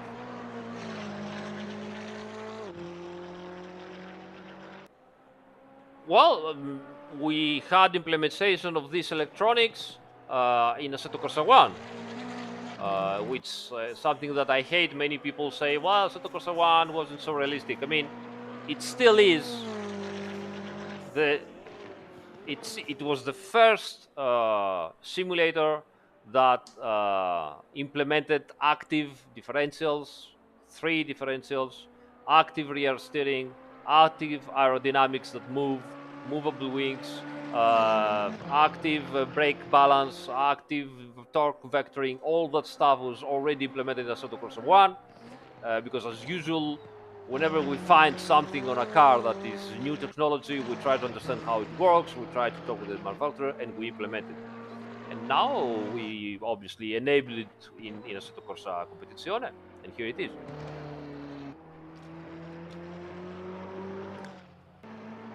All right, so let's move on. Nice.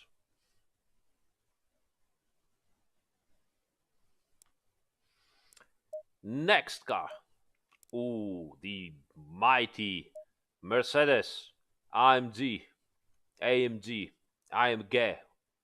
however you want to call it, AMG. That's, I mean, come on, guys, come on. If the Camaro has the most mighty front end, this ass, that ass. I mean, look at that thing. Amazing stuff. And the front end, it's not, it's not like something that it's less impressive by no means. Yeah. Ah, wonderful. Haha. Wonderful. Look at this.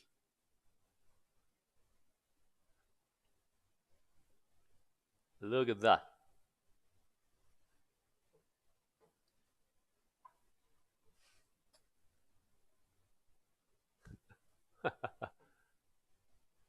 All right, so doors open. Let's go in.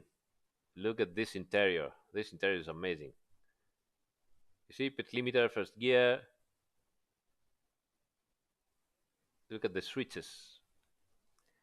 This car practically has the same electronics, ABS, and traction control as the GT3 car. So lots of work in the electronics here. So you can, play with the traction control ABS and have great results with this car.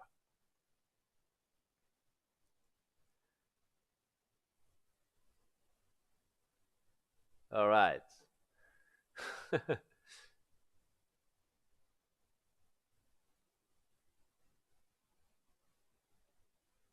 Okay, so let's go back. And where do we go with the Mercedes? Where do you want to see the Mercedes drive? Huh?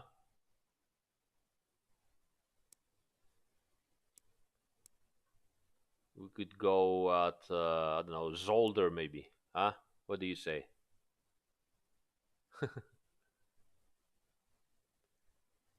Yeah, I have to choose the car probably. So where do we go?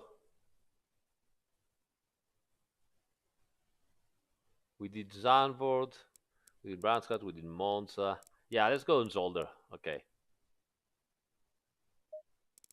Yeah, choose the car. Choose the car. So Mercedes. Yeah, nice. Oh, that's so cool. Wow. Wow. Okay, let's get this one. We already did Kalami. All right. Oops. What did I do? Nothing. Okay, let's go.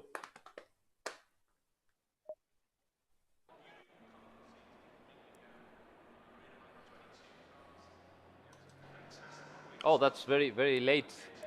Let's move on. Wait. Okay, so a little bit earlier. Now it was 6. Let's go to 7 in the morning. Lopolo, I have done specific videos about that. So search my Too Long Didn't Watch playlist and find the explanation of how Traction Control 1 and Traction Control 2 works. There's a specific video just for that. It's a small video, 10 minutes, something like this. So you can go there and check it out. Iron, thank you. I'm actually Greek, but I live in Italy for the most part of my life, so whatever. Okay, aggressive. Now, for example, to give you an idea, mechanical grip, okay, the Mercedes actually doesn't have rear springs, different rear springs. That's just one rear springs at the rear, and that's it. Regulations, homologations, whatever. You have 3 anti-roll bars. That's it. Okay. Dampers, a little bit of downforce, and that's it. Mainly the car runs as low rear wing as possible because it has traction already.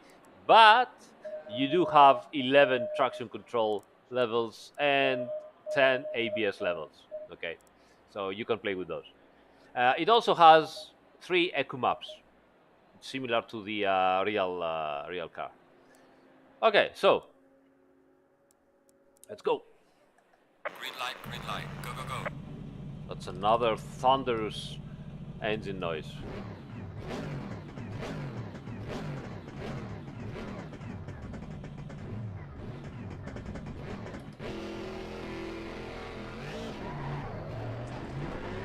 Low tire pressure, stay clear of the curbs.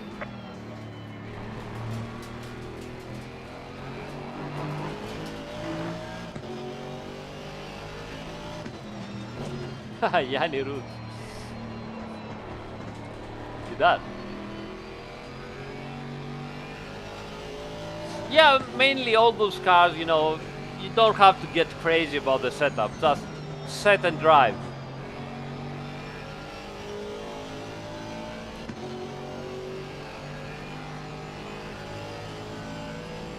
I'm floating it, King. Look at how you jump over the curbs.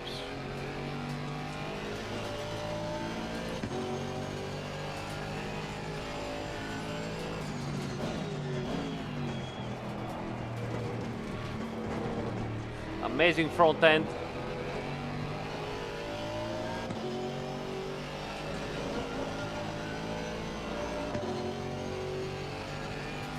Because it's not the same engine actually. This is the same engine, it's not the same engine of the GT3 car. The GT3 car has the old SLS 6.3 liters V8, while this one has the proper street engine, which is 4.4, I think, liters, twin turbo V8, which is the same as the Aston Martin. They have a little bit different sound because they have different exhausts, but it is the same engine.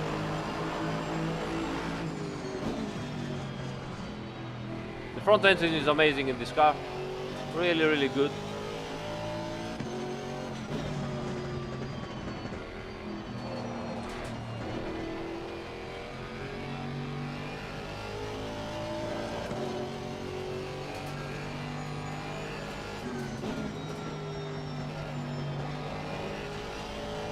Whoa.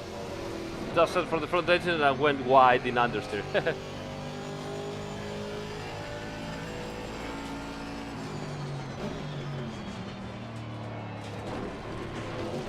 Whoa.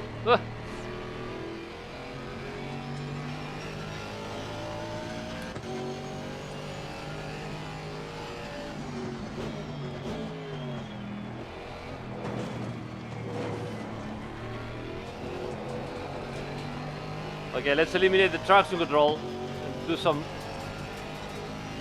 drift.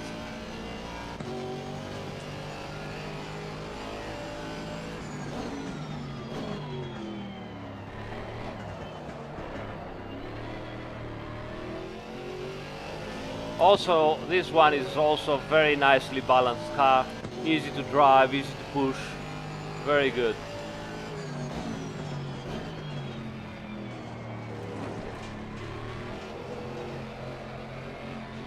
Wonderful.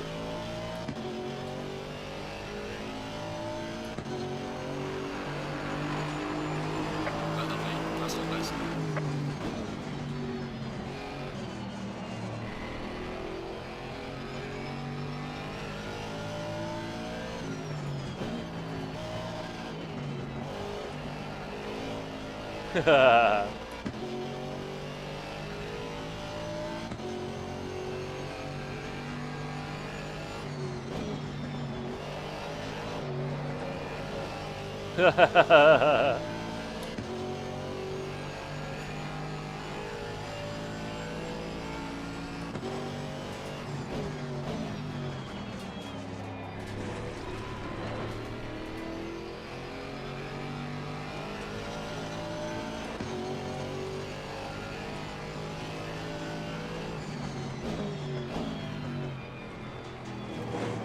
Whoa, whoa, too much, too much.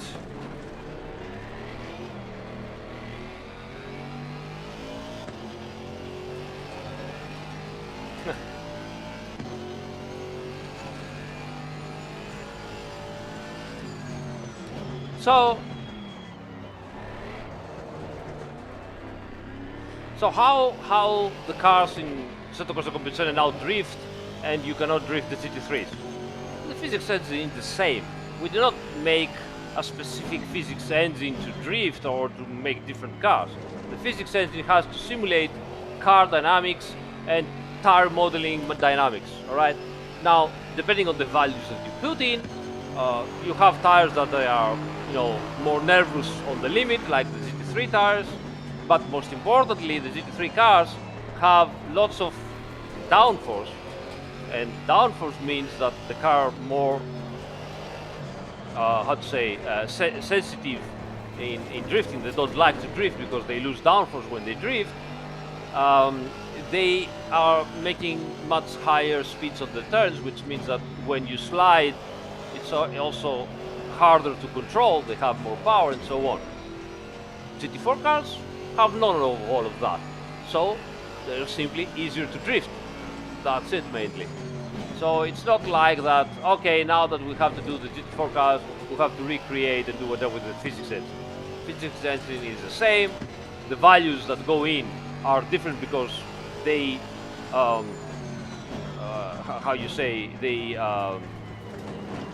design a different car, and the different car has different characteristics, as you can see. All right, let's have a look from the outside of this wonderful car. Ah, here it is.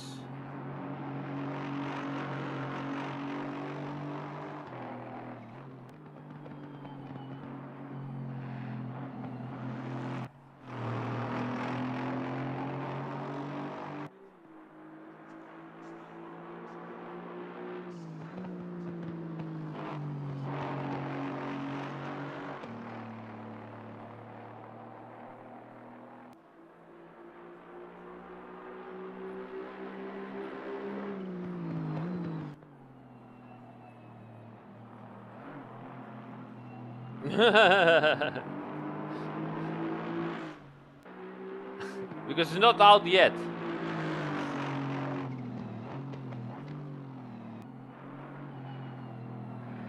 Fabio, non facciamo ottimizzazioni per il VR, non è possibilità di farlo, se no potevamo farlo. Noi facciamo ottimizzazioni generali dell'engine grafico. Se riusciamo a trovare più ottimizzazioni per l'engine grafico, tutti sono più contenti, ovviamente. Non esiste questa cosa di dire, ok, facciamo solo questa cosa per il VR. Come? Oppure se tu lo sai, magari ce lo dici e lo facciamo.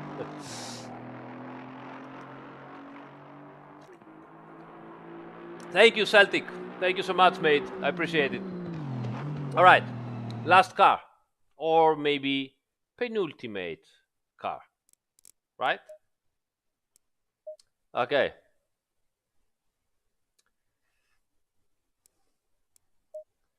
So penultimate car, the Porsche 718 Cayman GT4 Club Sport. All right, a longer name wasn't possible. Look at this beauty. Nice, look at that. Yeah. That's another compact car. I like compact cars. I don't like the big car. I mean, yes, I enjoy big cars. They're wonderful. They're impressive, whatever you want. But cars have become so big. The worst cars, I hate them, really. Even if I look at them and I enjoy them, whatever. But modern Formula One cars, they have wheelbases over 3 meters. They are longer than the Bentley. What the fuck, guys, are you doing? I mean, come on. Come on. Formula One cars, one driver, longer than the Bentley. Seriously? Anyway, I love compact cars. So this is another compact car. So nice. Beautiful. Look at this. Wonderful. Yes. Let's go inside. Now that's the office. As I say, look at the texture of the seat here. Wonderful. Yes, sir. Hello. Data logger. Nice. Yeah. Double clutch gearbox. Very good. New ABS for wet and dry and everything.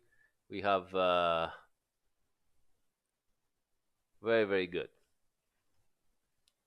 Yes, I drove a BMW at the Spa Endurance race. That's true. But, you know, it's not like I hate them. But, you know, I prefer compact cars in the end. All right, so where do we go with this car? Huh? What do we do with this car? Let's go at Misano. Yeah, right. Let's go at Misano. Late in the night. Like 10 o'clock. It's still day at Misano at 10 o'clock during the summer. Panda, si muore da eroi. No, no, it's not. Back, back, back, back. No, no chance for a prototype, sorry.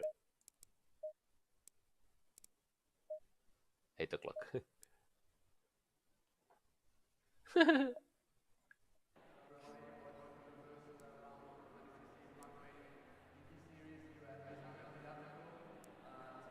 No, no, tranquillo Fabio, mi spiace, è che ci fanno questa domanda contemporaneamente, me ne rendo conto che chiaramente non tutti possono sapere cosa sto rispondendo. Mi dispiace molto, non volevo attaccarti, chiedo scusa, però insomma ho risposto lo stesso.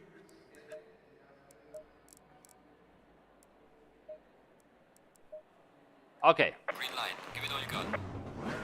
flat 6, boxer, flat, no, actually boxer, not flat 6. Low tire pressure. Stay away from curbs.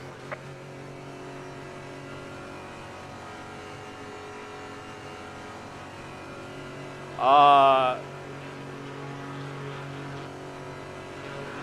14.5, you shouldn't trust any of them. You should find where it's better to implement, to change gear. Usually a little bit sooner, but depends. You have to find out how the car accelerates.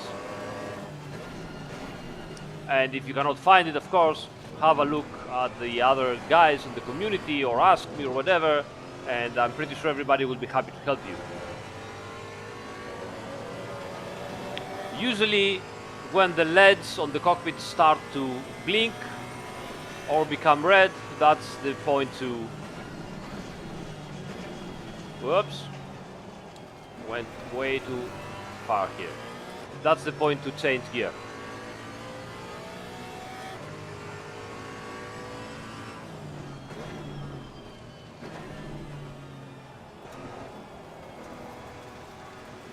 Se so se la fisica della velocità e dimensione di circuiti è comparabile con Gran Turismo?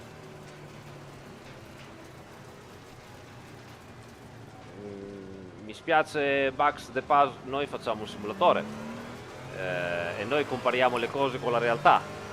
Di solito nei simulatori si va 1, 2, 3 secondi al massimo quando la pista è lunga, più veloce della realtà, perché si ha più tempo di provare e allenarsi.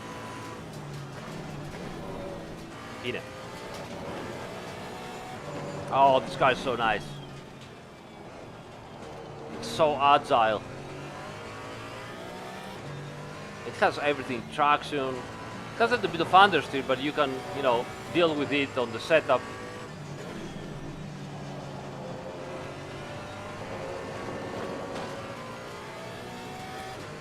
Guys, in English, this is mainly in English this time, so too many questions in Italian right now. I'm having difficulties. If it's one or two, it's okay, but if it's all of them in Italian, we cannot change the stream in Italian right now.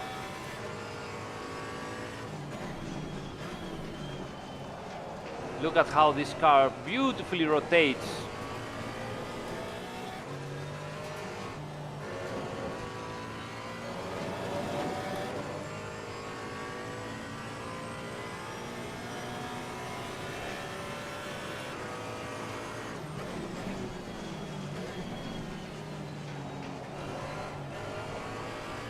Wonderful, wonderful. It's so well balanced, so well planted.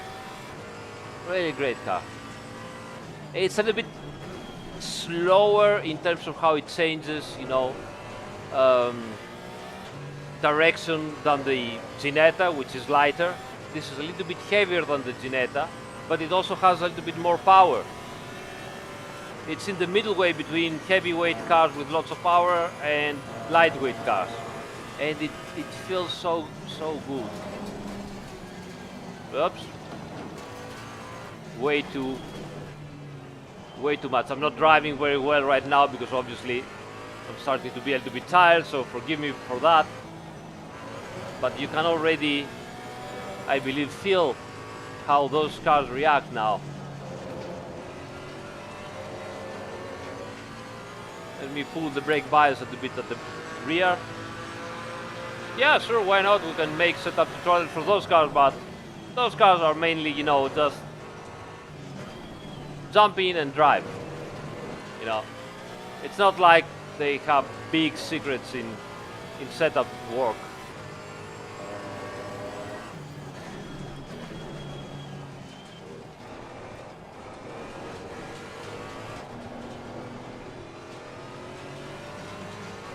Whoops, way too much.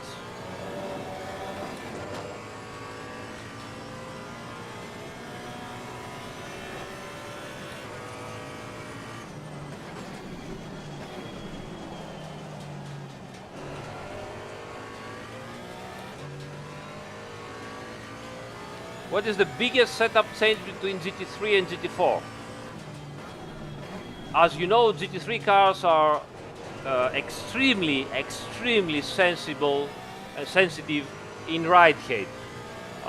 Practically, the first most important thing that you have to do with the GT3 cars is change the ride height, and the whole car changes.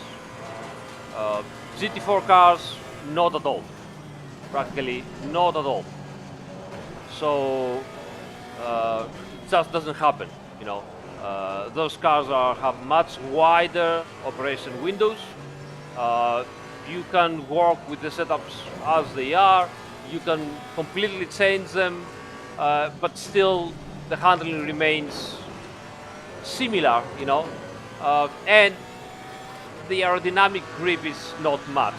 So mainly you try to alter, you try to play with the mechanical grip. And to play with the mechanical grip, you need to work on the springs and on the anti-roll bars mainly, and on the dampers. That's it. That's it. You can work a little bit with the ride height, but it doesn't affect really the aerodynamics. It affects the center of gravity and the geometry of the suspension. So that's it. No, it's only one BMW M4. Sorry about that, but BMW decided like this.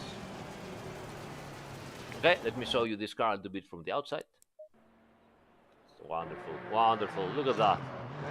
Listen to this.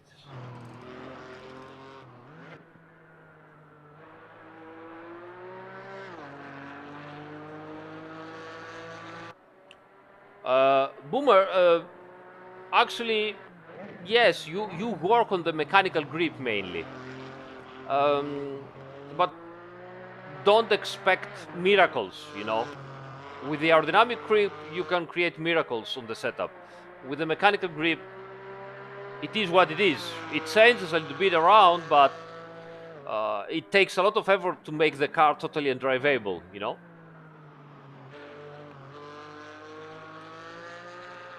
ASCO, we talk about all of that very fast, you know. Pressures is around 27 lows, 27 flat psi. That's it mainly. Marcel, welcome, and Nathan, welcome, and Francesco, welcome, guys.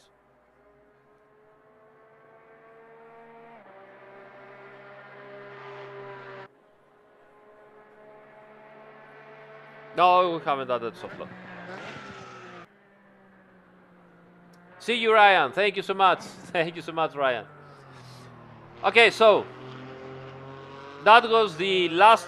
No, that was the penultimate car. Why I'm saying penultimate car? Because as you know, we never stop improving cars, and since we tried really hard to improve the Maserati braking, uh, you know, modulability, and we also got some extra information, by the way, from Wilhelm Weyrich, which is a great real driver. It also works for the Ring Taxi and drives also GT4 and GT3 cars.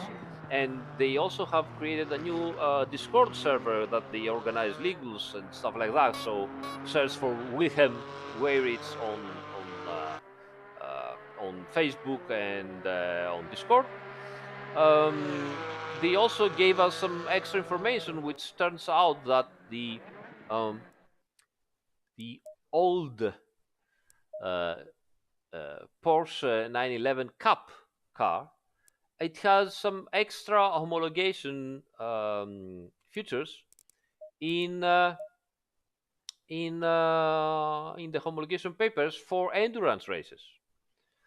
So they have some extra values on the springs and some extra values on the bump stops, and of course we implemented all that. We have implemented the tire compound that they use, which is similar to the GT4s, and the brake modulation. And now, so let's go somewhere. I don't know where can we go. Into Zandvoort, why not? The car becomes pretty interesting, even better than what it was. Right, this session is about consistency. Try to be fast, but don't push it over the limit. Come on, Fabio, no worries. All right, so aggressive setup, everything. I'm not going to change stuff right now, but you can see now that we have actually four different wheel rates, front and rear. Okay, so we have all that. You can play with it. It's better. You cannot change the bump stop rate, but you can't change the bump stop range much more, up to the point that you can almost ride the bump stops if needed. But so this becomes easier.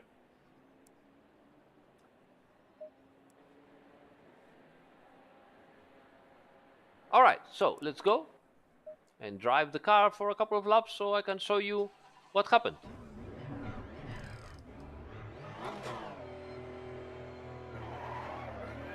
Wet pressures are the same as GT3, so 30.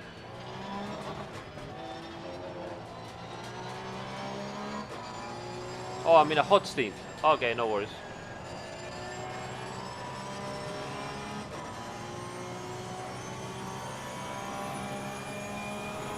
Green light, give it all you can.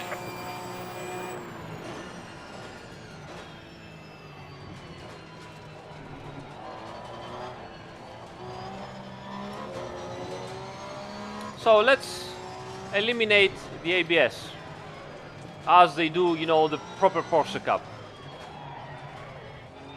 And yeah, I can drive. So no traction control and no ABS right now.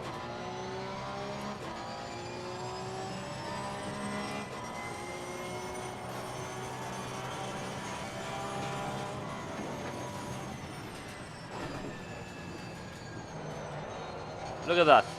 Wonderful control. Whoops, I overdid it. That was my fault here, but again, I can control it.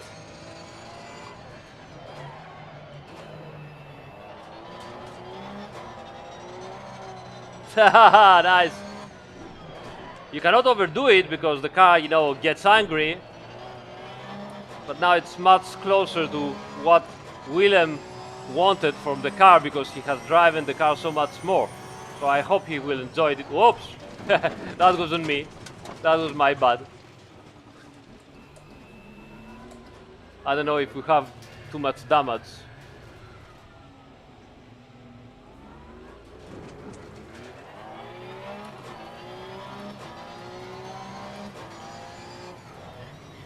Oh, yeah, maybe you have too much damage, but let's try and see.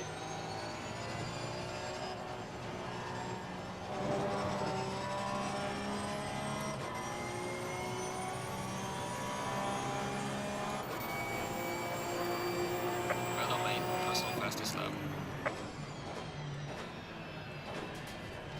Nicely done.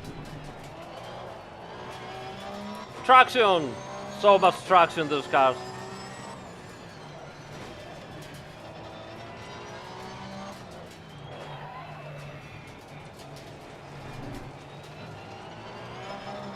Look at how it exits the corners. It's like it digs into the asphalt. Amazing.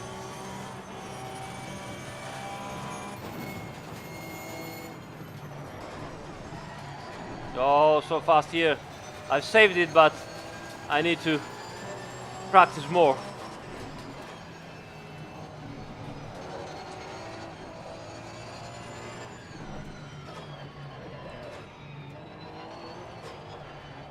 Got some understeer. You can fix that with the setup easily. Now that you also have more possibilities.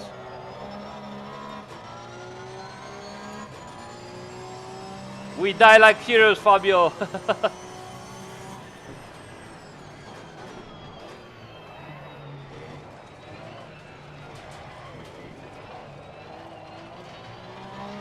Traction.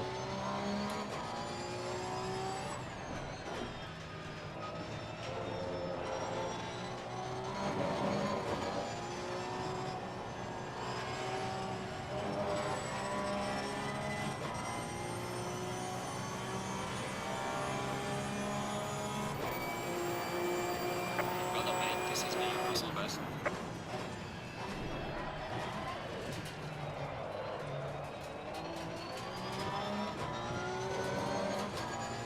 Ah, it's so cool.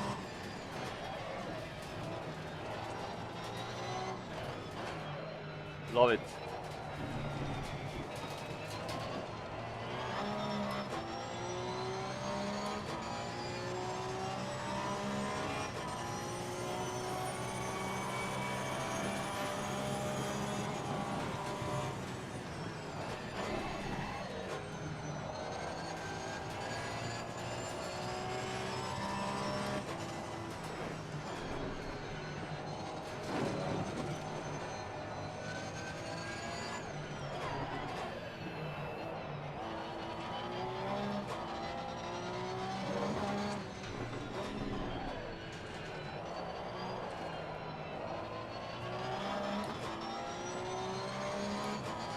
Nice.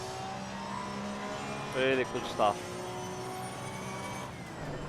Whoa, over the crest. I've lost it over the crest there. Ah, miracle.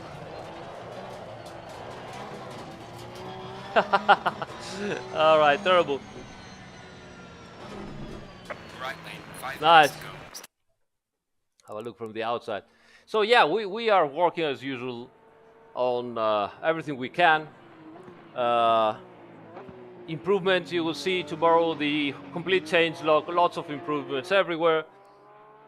Let me show you, for example, a nice little thing.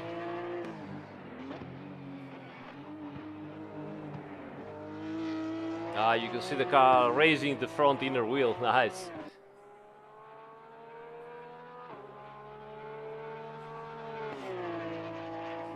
ASCO, I have no information about that, mate. Sorry.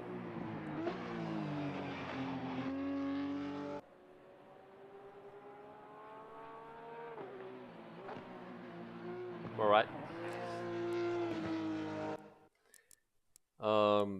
So let me show you one last thing, and then we can call it a night because it's already 2 o'clock, and it's really, really late. Okay, so let's put some AI.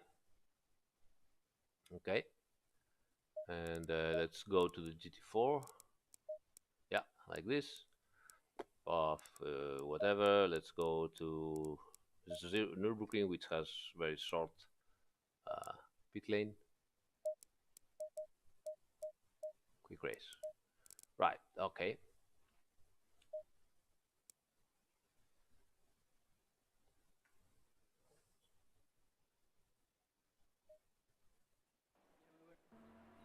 Well, 911 Cup car is much slower than the GT3 car, but it's probably faster than the GT4 car because much more power. And all right, so this is race start.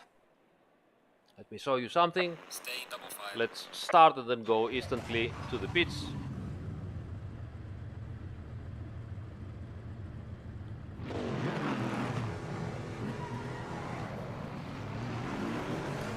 Low tire pressure. Stay clear of the curbs.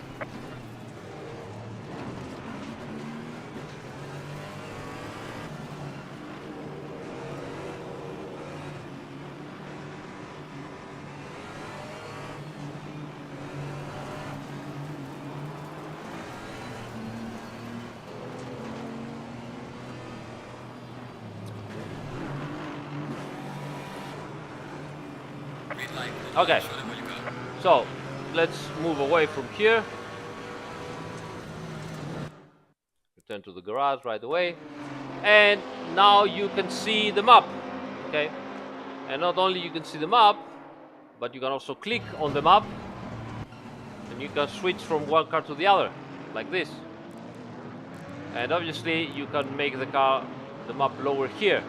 It would also show you, if you are in qualifying, the cars that are not on a hot lap in qualifying, they will be blue, while all the other cars, they will remain gray when they are on a flying lap. So you have some extra information here.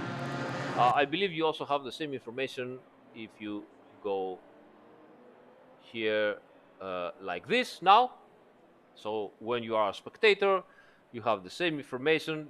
Juicy Welshman, thank you so much, my mate. No, you're a legend. Oh my God, thank you, mate. And yeah, you can have the map also here when you are a spectator, which could be a nice thing for the spectators and the legals and the broadcasters and everything. So yeah, here it is.